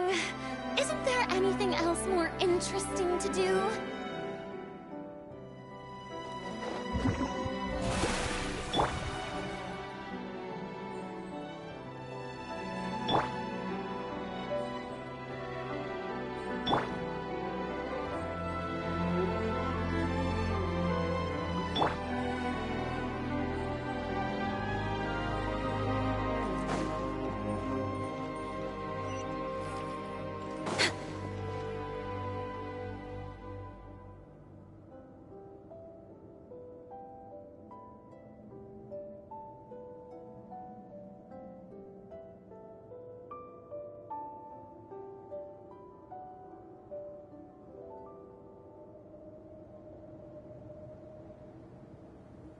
Whoa, this place looks like an underwater restaurant, doesn't it?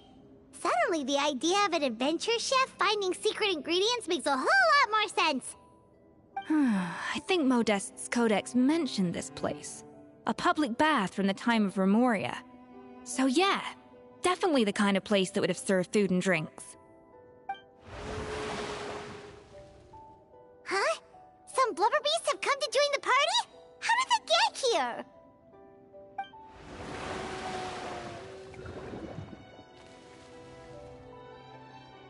Aw, they ran off!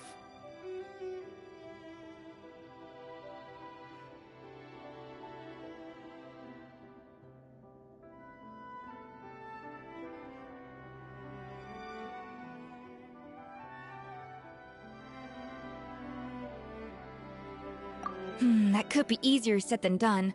Something's blocking the entrance. Well, did Modeste mention it in his adventure logs by any chance? They must have gotten through somehow. Good point. Yes, that's right. It's coming back to me now. We prepared a banquet for our shy little guests, and as the food flowed away on the current, they broke into a joyous chorus, and the path opened to us. We have to feed the blubber beasts? With what? There's nothing here besides rocks, romaritime flowers, and lumitoile. See, this is why you should always bring snacks. You never know when you're gonna need them. Now we have to head all the way back to shore and grab some. There is no time for that. Romaritime flowers and lumitoile will have to do. They may not look appetizing to us, but who knows? They could be blubber beast delicacies. Wait, we're seriously gonna try this?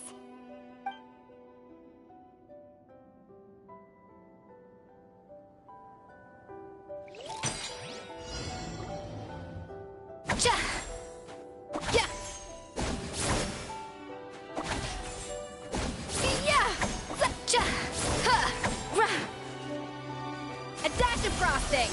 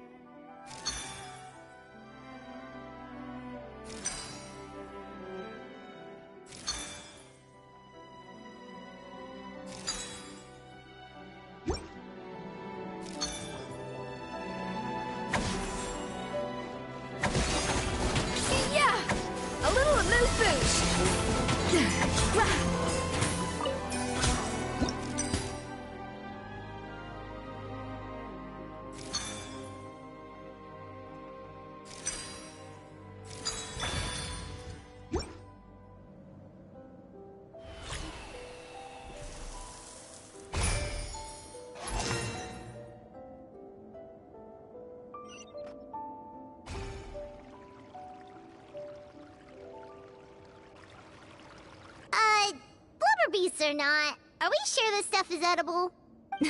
Trust me, they'll love it. Oh, good question. If we try to put them in the pool, we'll probably just scare them off again, and who knows how long they'll be gone. Yes, we can't afford to wait for them to double back. Oh, what was it that Modeste said again? Something about the food flowing away on the current.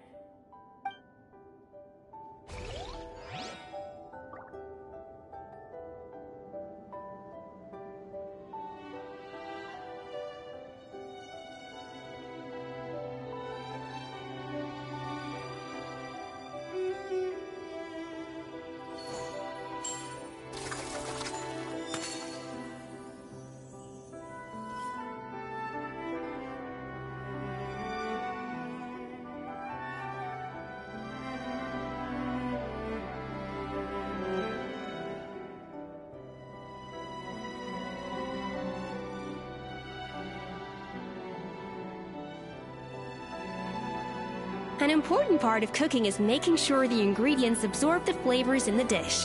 To that end, a chef must be able to wield a knife with the same level of precision as a surgeon. Practice makes perfect.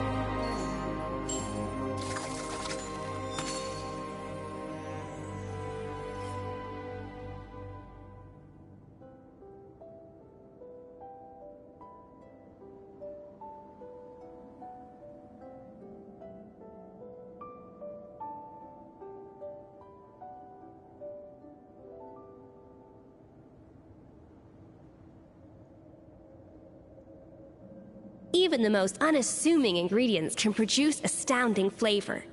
But unlocking that potential takes a keen sense of smell, a refined palate, and an open mind.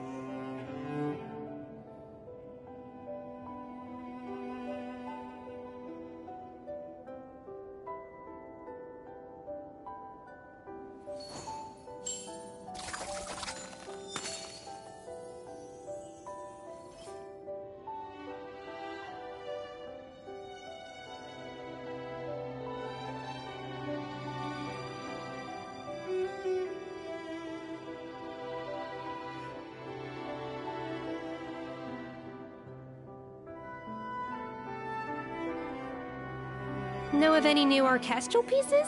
I like to swap out the background music in the kitchen once in a while. It's a great way to find new inspiration.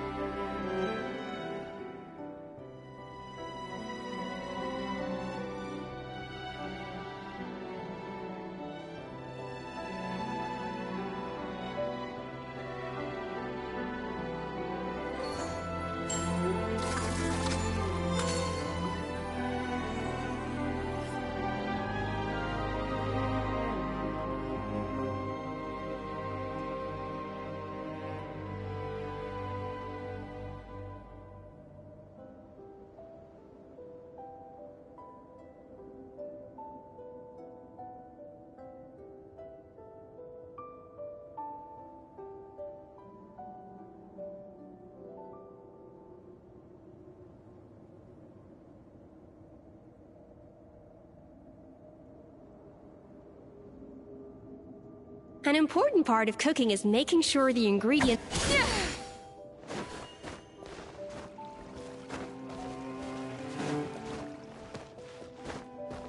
Hey, be careful! Scare them off too much and they might not come back again.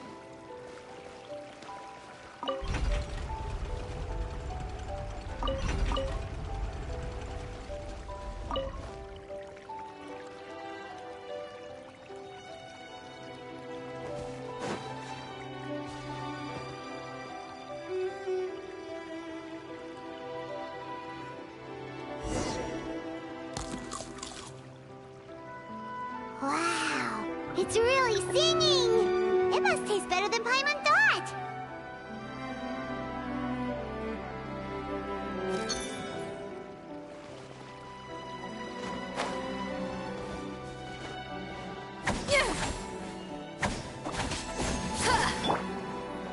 The shell begins. The track's turned back again. So annoying.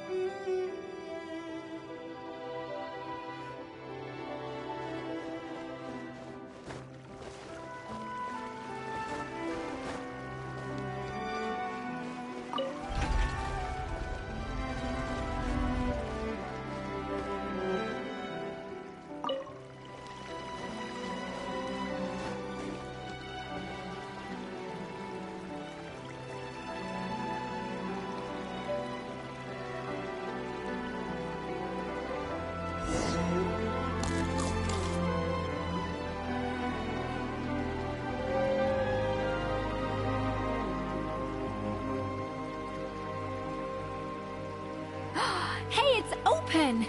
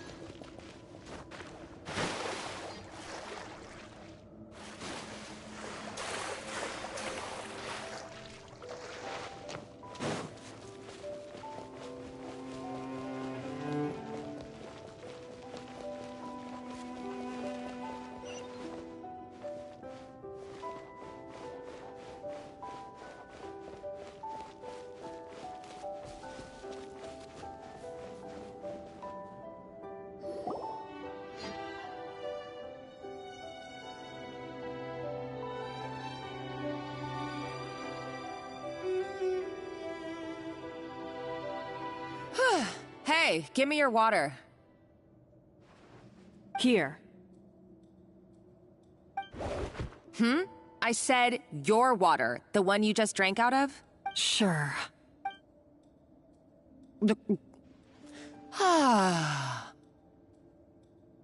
All those years slaving away under Escoffier, and then you. Today, it's finally paying off. Not only have I found the ruin that Savelli kept hidden, but I also get to boss you around like my little lapdog. Hey, go scout ahead for me. If we need to do any more blast tunneling, I want to know where to lay the explosives. Did you not hear me? Get going. Why don't you do it yourself? Oh, when did you learn to fight back? You're always so compliant when I give you instructions by letter. That's because you threatened to expose me for the Lumiline incident. I swear, if I'd known what you were planning, I'd never have... Ha! Don't be so self-righteous. Admit it, you've always been jealous of Escoffier. That's why you lapped up everything I told you. You were terrified of her finding out about your part in the Lumiline incident, and you resented the way her reputation hung over you. So you jumped at the chance to convince yourself that she was the villain, that she deliberately hid her secret recipes from you just to hold you back. It was the only excuse you needed to justify getting back at her. First, idolization, then jealousy, suspicion, and self-deception. That's what this comes down to. It was the same story with Savelli and my ancestor. He offered Modeste his friendship only to murder him out of vanity. He promised to explore the world with him, only to later destroy all records of their adventures. It's a miracle I even found this place. You have no idea the countless hours I spent piecing it all together. So you see, you're no better than Savelli. If you can't beat him, betray him, right? I am no Savelli, nor will I ever be. Oh, put a lid on it. You really think you can absolve yourself of your vindictive and jealous behavior now? Just because you finally realized that Escoffier never kept any secrets from you?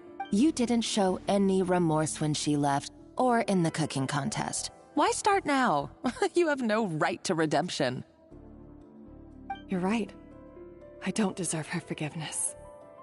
But I am done being bullied into submission by you! Ooh, feisty. But you should watch your tone. Talking to me like that could get you in big trouble. I somehow doubt that. Since I poisoned both our water bottles. What? Ever since I learned the truth. I've been biding my time, waiting for this moment. You've played me like a fiddle for so long, and now this is payback! But you drank it too! It's what we both deserve. This is the price we must pay for betraying Escoffier. You'll die here with me, Monica! You.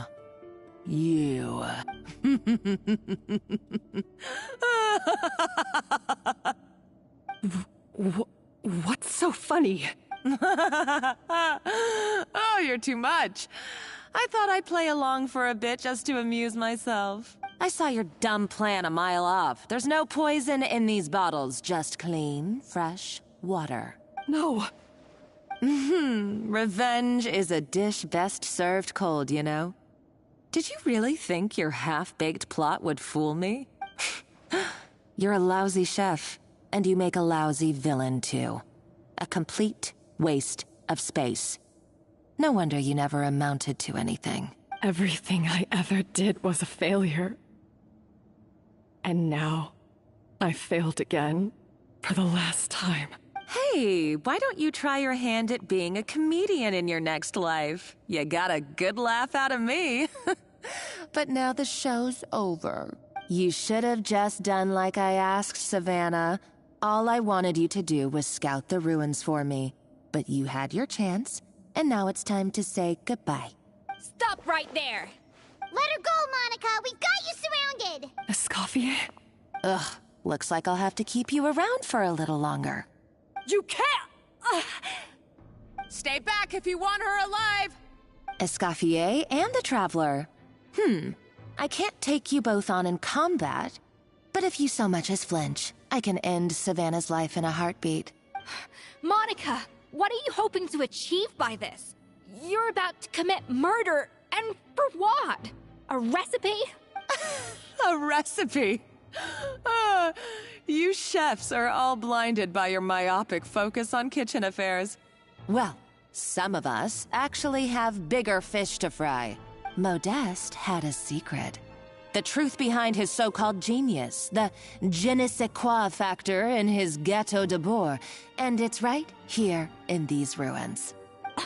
Are you serious? You're here because of a Gâteau de Bourg obsession? You've gone completely mad!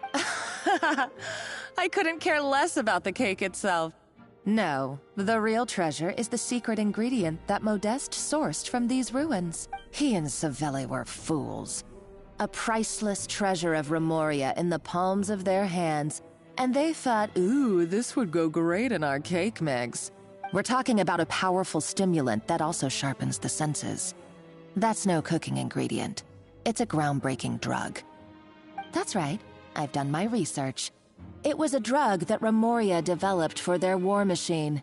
I could make a killing by selling it to the treasure hoarders or the Fatui. Will you listen to yourself? You're completely delusional. My eyes are wide open. Just wait till I get my hands on this treasure. You'll see what a fool you've been.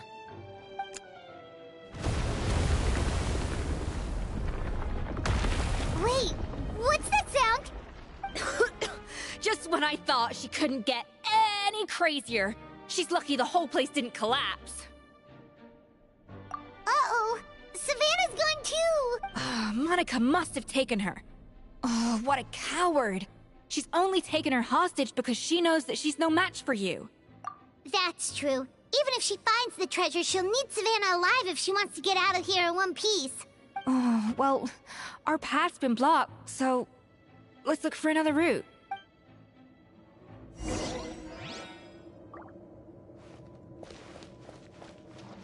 The water looks pretty deep here. Maybe it leads somewhere.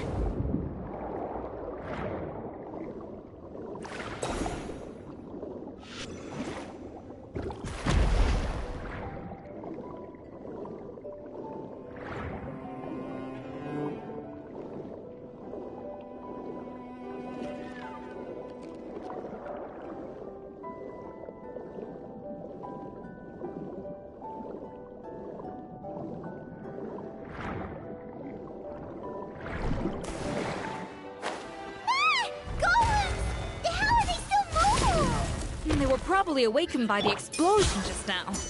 Alright, Knife Skills 101. Time for some rough chopping.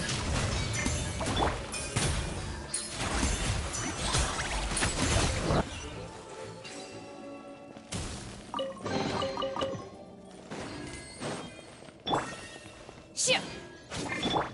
Ah, the show begins!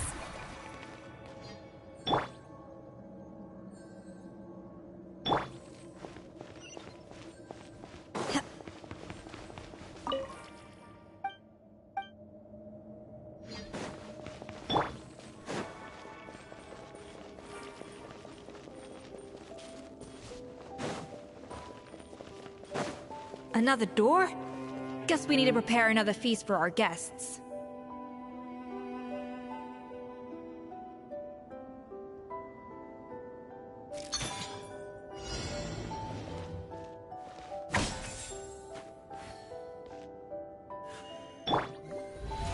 How brilliant!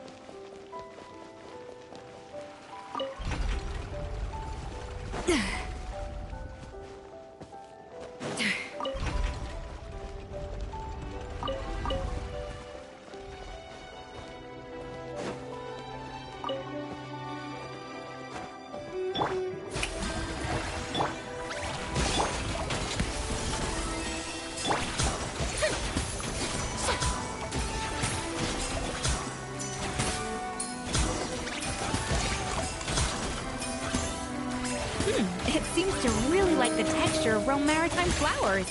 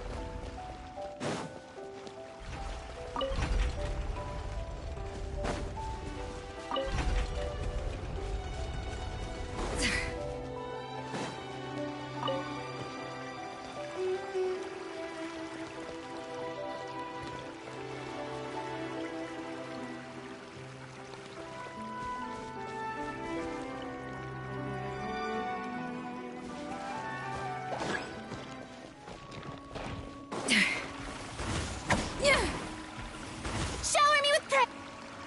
Obey!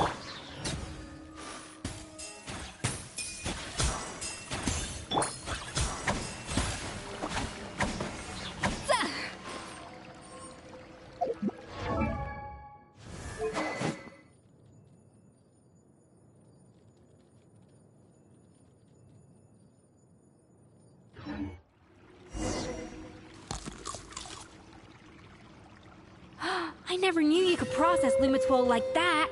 Alright, I've got to jot this down. Lumitwols and Romaritime flowers. This can open the door to a whole new world.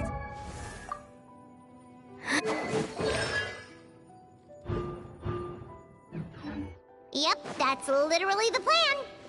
Wait, hold on. Which door are you talking about?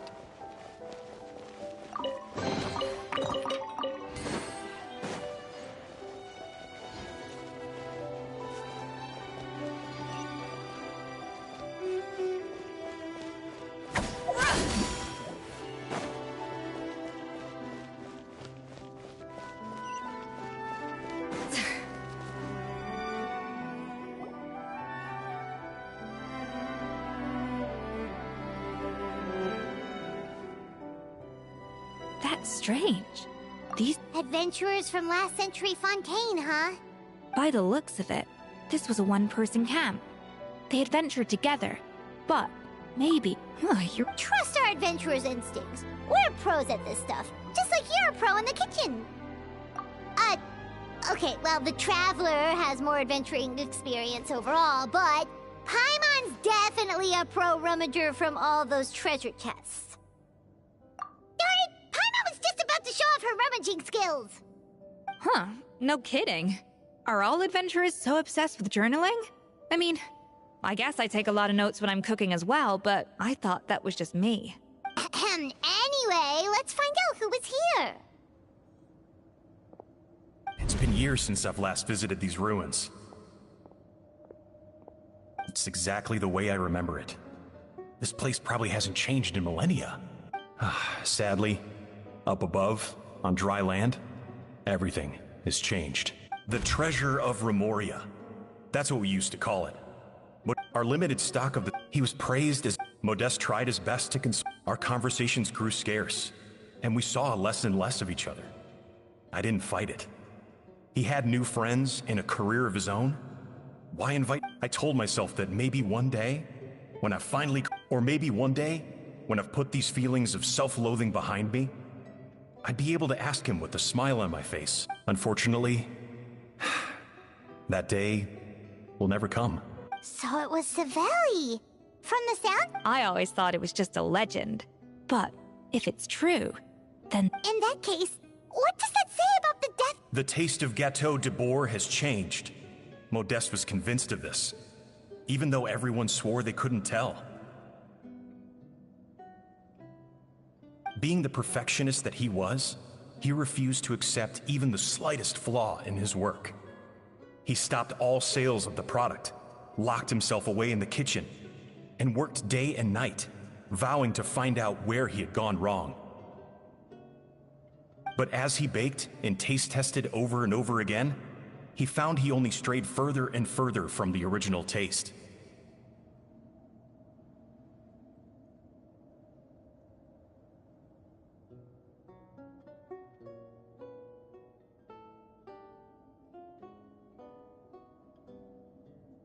It was only when he was sipping on coffee one day and realized he could not taste the bitterness that the truth finally dawned on him. What had changed was not the gâteau, but his sense of taste. It was only when he was sipping. The treasure of Remoria stimulates the senses, taste included. In hindsight, it made perfect sense. Over the course of his many culinary experiments, Modeste exhausted the finest culinary talent of his generation, now faced a future in which he would never be able to taste anything ever again. Finally, in despair, he took his own life. And because we had become estranged, I could not be there to stop him, to offer some words of comfort, or even to say goodbye. Yet despite everything, he sent me his final letter. The treasure of Remoria? Guess Monica was really onto something. It really was a kind of drug. So, Modeste chose to end his own life. Then, why all the rumors that Savelli murdered him? Also, neither the Codex nor any other contemporary records make any mention of the treasure of Remoria. It's almost as if someone deliberately erased it from history. Modeste told me everything in his final letter. His was a tale of how even a genius could fail, and how much more devastating it is when it happens. Did he hope I would gain some personal catharsis from knowing the truth? Or maybe he wished for me to warn the public about the dangers of Gâteau de Bourg, proving that I had been right all along. But if the public ever learned how Modeste's greatest triumph became his undoing, his fall from grace would be swift and merciless. 1 minute a genius, the next a joke. It would surely spell the end for his restaurant too. What would be his legacy then? How would future generations view everything we built together? I fear the scorn I have faced these last years would pale in comparison to the scorn shown to him by the history books. I cannot let that come to pass. I will do what I must to protect his name. It will mean tampering with his notes to remove the damning details, leaving mere fragments of our story behind. It may lead his family to suspect me of having a hand in his demise. But if that's the price of destroying all evidence of my crimes, then so be it. I would rather the world believe a tale of genius and jealousy than see his reputation in tatters. The final loose end is the evidence here, at the bottom of the sea. Huh? What's wrong? Didn't we say Savannah should be safe for now? So we thought, but if Monica finds out what happened to the treasure, there's no telling what she might do.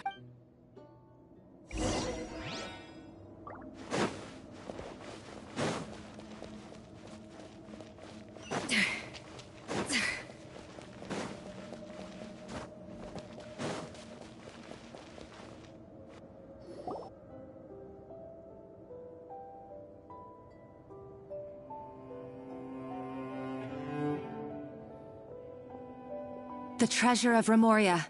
I have found you at last. Savelli, you tried your best to bury the truth, but you underestimated the children of Modeste. But I have to thank you too, Savannah. Without your help retrieving the Codex, and with it the last piece of the puzzle, I may never have found this place. But now, finally, the secret to Remoria's military might is within my grasp. The treasure of Remoria is mine! Oh, it's empty. It's empty? Monica? Oh, we were seconds too late. Escoffier? Savelli's final act! He wanted to conceal the secret of the treasure forevermore and make sure it would never harm anyone again. So he came here after his friend's death and destroyed every last shred that remained. This can't be happening. All the years I spent piecing together the truth. All my painstaking plan... Escoffier? Monica? Oh, all that for an empty jar? Monica, don't do anything stupid. This ruin is more dangerous than you realize. Oh, shut your pie hole! Praise be to Lord Remus. You barbarian shall be slain. She's a nutcase! A liability to herself and everyone else. Well, now it's up to us to clean up the mess she's made. Take these golems out!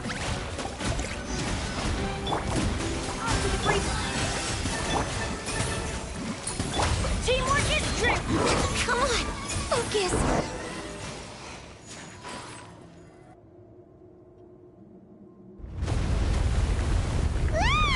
Why is this place still shaking? Either way, it's all her fault. Enough chit-chat. Let's get out of here.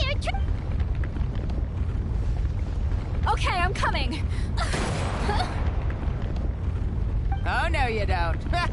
If I can't get what I want, neither will any of you. I've got nothing to show for my life's work so far. But if I can take another so-called genius down with me in my final moment, then it was all worth it. You're a psycho!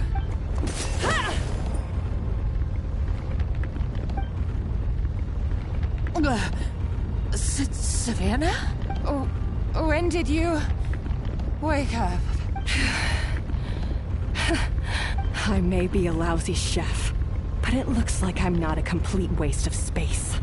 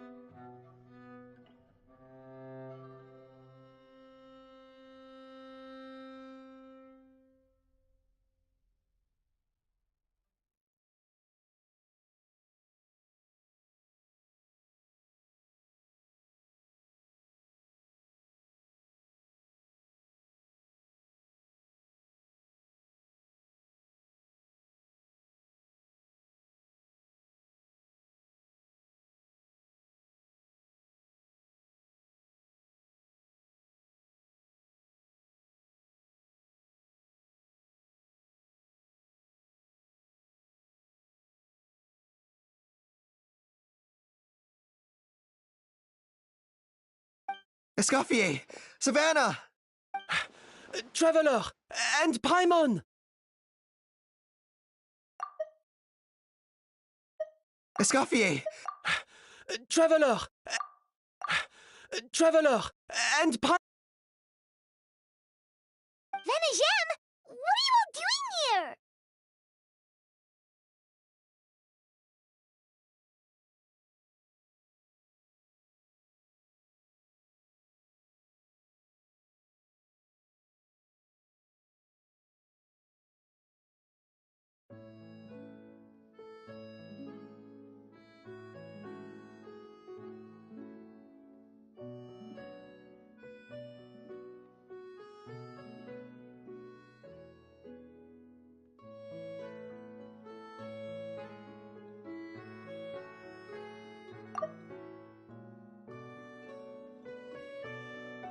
What did you expect us to do? Stay at the restaurant and sit on our merry derrieres? While the Traveler and Escoffier were out here risking their lives?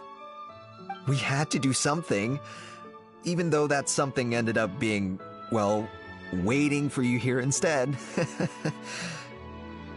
I don't deserve any of you. And I certainly don't deserve to be your head chef. It was my fault Escoffier had to leave. Then I couldn't live up to her standards. I acted like a tyrant in the kitchen. And now I almost got myself killed. Come back, Escoffier. Come and be our head chef again. I'll never be able to replace you. Okay, so everything I said to you the day I left, it just went in one ear and out the other? Huh? Sorry, I was kinda in my own head at the time. All I could think about was the Lumiline situation. What was it you said again? Forget it. It doesn't matter. Anyway, I didn't leave this job because of you. And you're not nearly as awful a chef as you think. If you were that bad, why would all your staff show up here for you? Escoffier's right. Sure, you nitpick our work and get us to do things over a lot. But when it comes down to it, you're the one who's always doing whatever it takes to make sure the customers get served on time, every time. Things were pretty rough after Escoffier left, and Savannah's the only reason we've been able to make it through. Our customers know that Escoffier doesn't work for us anymore. But the fact is, they keep coming back. If that's not an endorsement of your work, I don't know what is. At the end of the day, we're all human, and we all make mistakes. All we can do is recognize where we get it wrong and do our best to improve. That's all that's humanly possible. No, I get what you're saying, but what I did to Fermont and to Escoffier, it's unforgivable. Well, about that, there's someone else here to see you, Chef. It's been a while, Chef Savannah. Fermont? I'm so sorry. I put far too much pressure on you, and the way I stubbornly refused to go and see you after you fell ill. But I'm too late, aren't I? Actually, I think I'm going to be just fine. Huh? We thought Firmin's problem was purely psychological in nature. But after the threat letter came to light, and as it turns out, she was lacing it with Lumiline the whole time. No way! Doesn't that cause nerve damage? It can. High doses pose a risk of serious nervous and sensory complications. But if you calculate the dosage carefully, you can control the extent of its effects. A small dose might simply make a person more emotional, whether that means more fragile or more hot-tempered. No wonder it seemed like you'd lost your edge. I asked my friends at the Fontaine Research Institute about it. They said that with the low dose I was taking, the risks are pretty small. They also fixed me up with some meds and said I should recover in no time.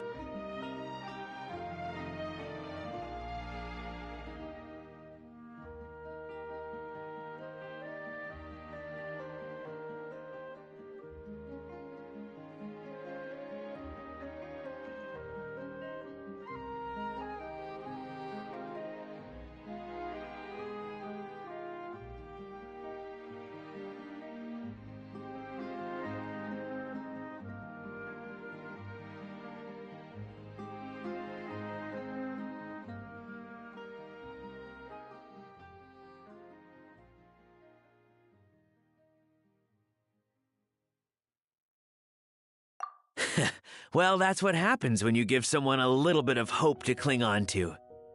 There's more.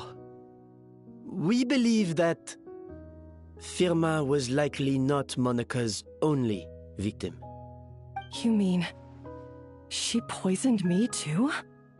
Oh, so that's why Savannah's been so irritable this whole time! Let's not be too quick to blame everything on the Lumiline. That stuff can only amplify what's already there. So tasty food will seem like the most delicious thing in the world, while food you don't particularly care for will become utterly revolting. So you better make sure you reflect on your behavior and apologize to every single person you've wronged. I will. I'm sorry. There's still one question that's really bugging me.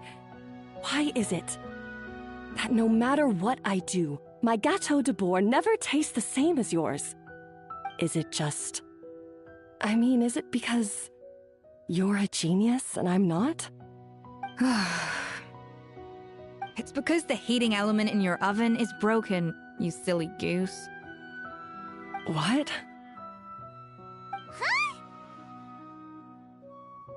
I felt like something was off during the cooking.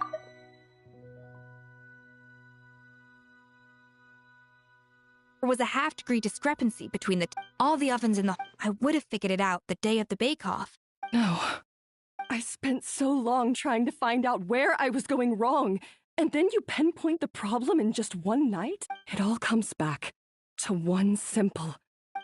Oh, cut it out! Stop the woe is me act for a second and just think. I came up with this recipe. You don't think that might have something to do with it? Do you know how long I spent perfecting my Gâteau de Bourg? 3 years! 3 whole years! I know this dish inside out, back to front and upside down.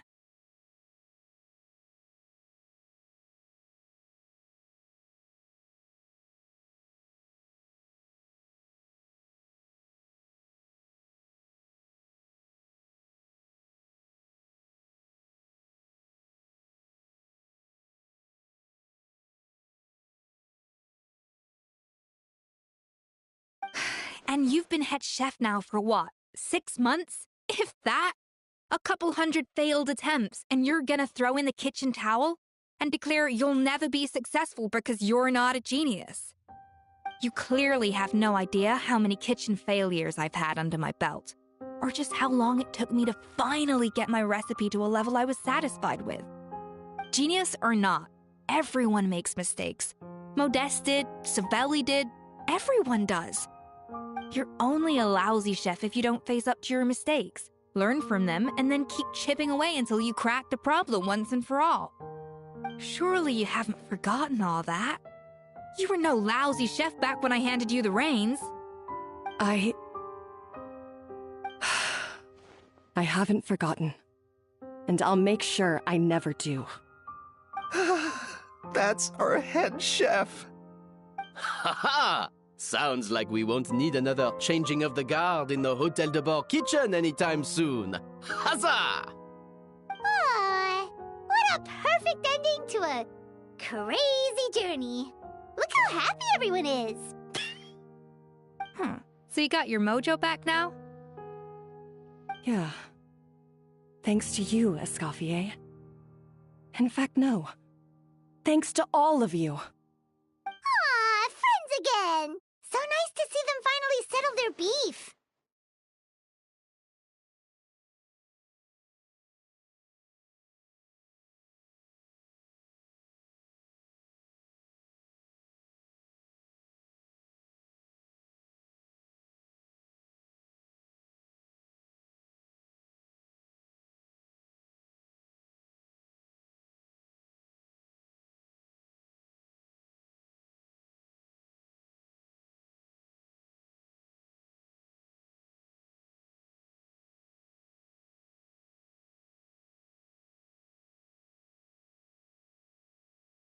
Good. So now that's out of the way. It's time for payback. You cheated in our last bake-off, and I demand a rematch right now.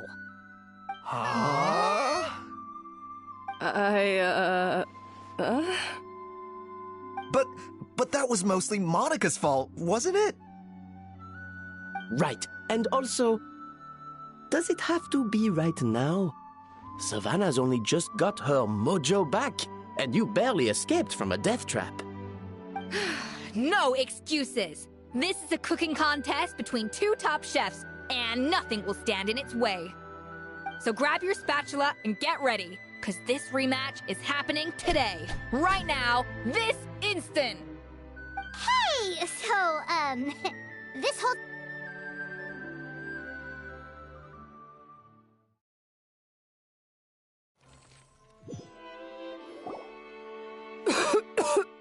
Escoffier! Savannah! Venejem! What did you We had to do...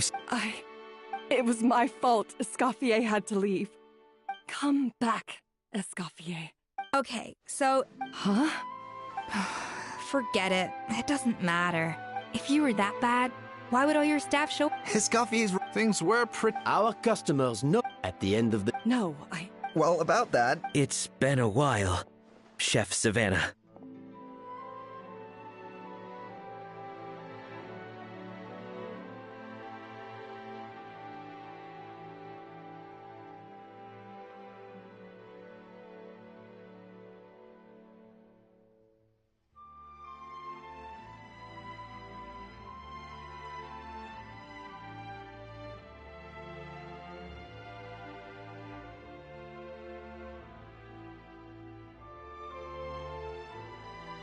Firmal? I'm so sorry. I put far too much pressure on you. And the way I stubbornly refused to go and see you after you fell ill. There's no excuse. But I'm too late, aren't I? The damage is done. I heard that you can't even hold a kitchen knife anymore. Actually, I think I'm going to be just fine. Huh? We thought Firmin's problem was purely psychological in nature.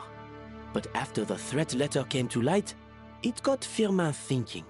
And then he remembered the tea that Monica used to give him every night.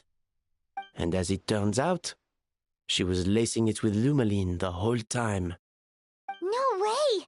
Doesn't that cause nerve damage? It can. High doses pose a risk of serious nervous and sensory complications.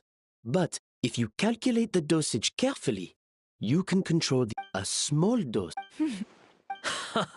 I asked my friends at the Fontaine Research Institute about it.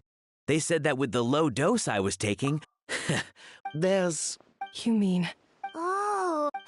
Let's not be too quick to... So you better make sure you... I will. I'm sorry. Is it just...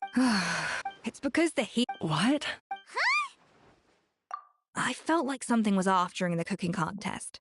Once I got around to checking all the ovens in the... I would have figured it out the day of the bake-off, since the issue affected both our teams. But of course, Monica sabotaged mine so that could never happen.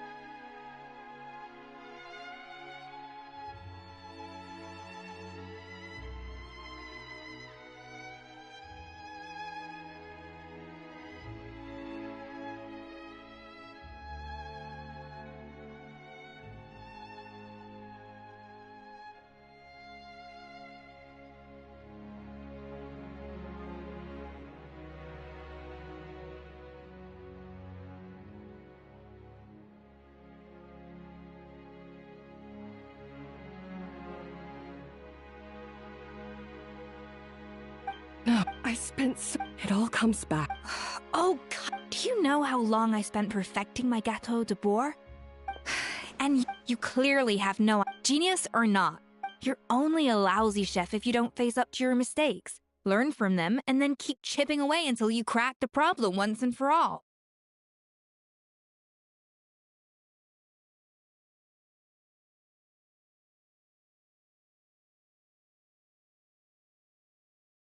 Surely you haven't forgotten all that. You were no lousy chef back when I handed you the reins.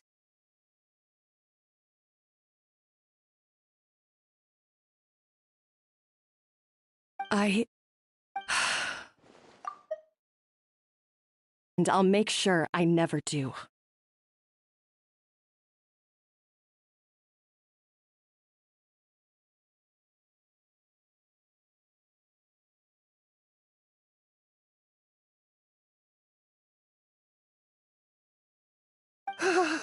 That's our head chef. Ha ha! Sounds like we won't need another changing of the guard in the Hotel de Bord kitchen anytime soon. Huzzah! Aw, what a perfect ending to a crazy journey. Look how happy everyone is. So you got your mojo back now? Yeah. Thanks to you, Escoffier. In fact, no. Thanks to all of you. Aw, friends again. So nice to see them finally settle their beef.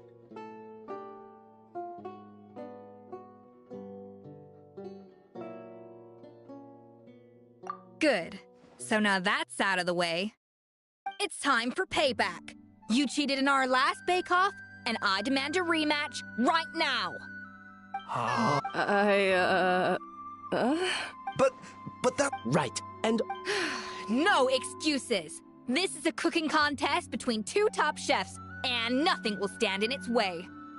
So grab your spatula and get ready, because this rematch is happening today.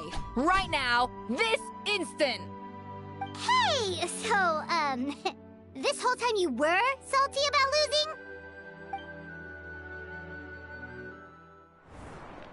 The second cooking contest commences now! This time, no more games, and no holding back!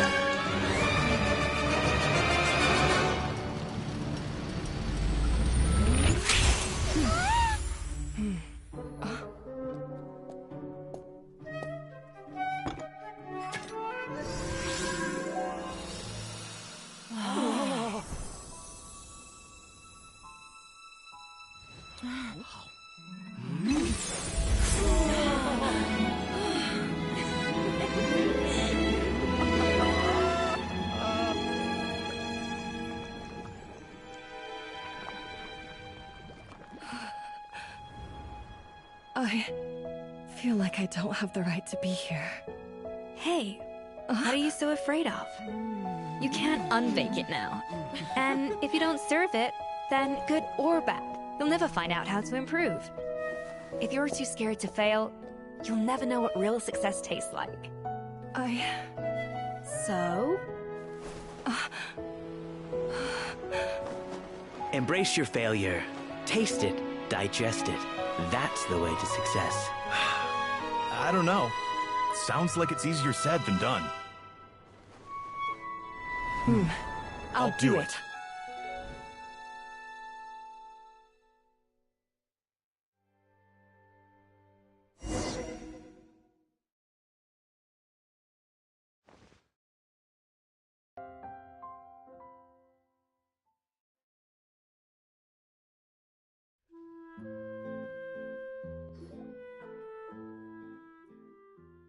The results are in! A landslide victory for Escoffier! Quite rightly, too. Piece of cake.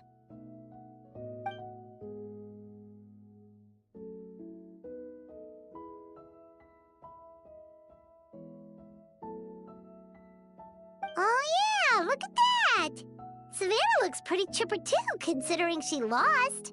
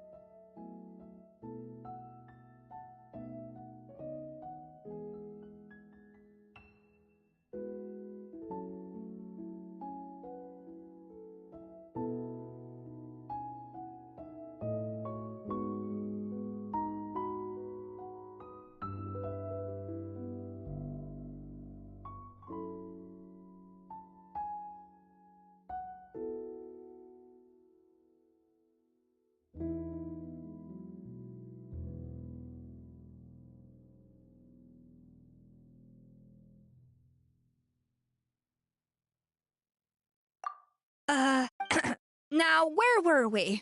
I thought I had 2 reasons for leaving. One was the food safety incident, of course, but the other was that the Hotel de Boer had so I just... Improve how? Well, a while back, I got to know a fellow chef from Niue. She has that same adventurous spirit that Modeste and Sibeli had in their youth. Slime you. There's a whole world of new flavors out there waiting to be explored. Case in point, remember those Romaritime flowers? What? Half of the art of cooking is diced, and the other half... Uh-oh. Paimon's suddenly not sure she wants to try your cooking anymore. Hey! In the meantime... All right! So, do you ever see yourself returning to Hotel de Boer?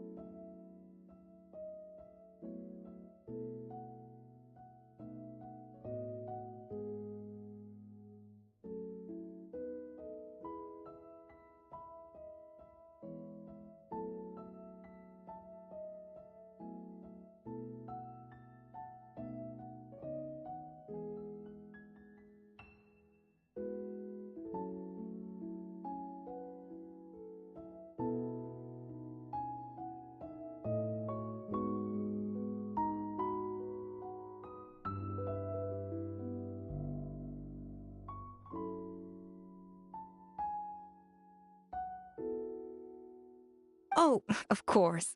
Surely, Monica, she practically dedicated her... Since you mentioned the treasure, the so-called Treasure of Remoria was most likely a substance that the Remorian... Huh? Don't forget. And as for the loom, even if Savell... So after all that, feels strange to say about Paimon. Hey! Huh? You just got back from that underwater ruin, right? Well, did you see anything like this down? Experts say it has immense... Wait! Isn't that the... If only it was still in one piece. Some...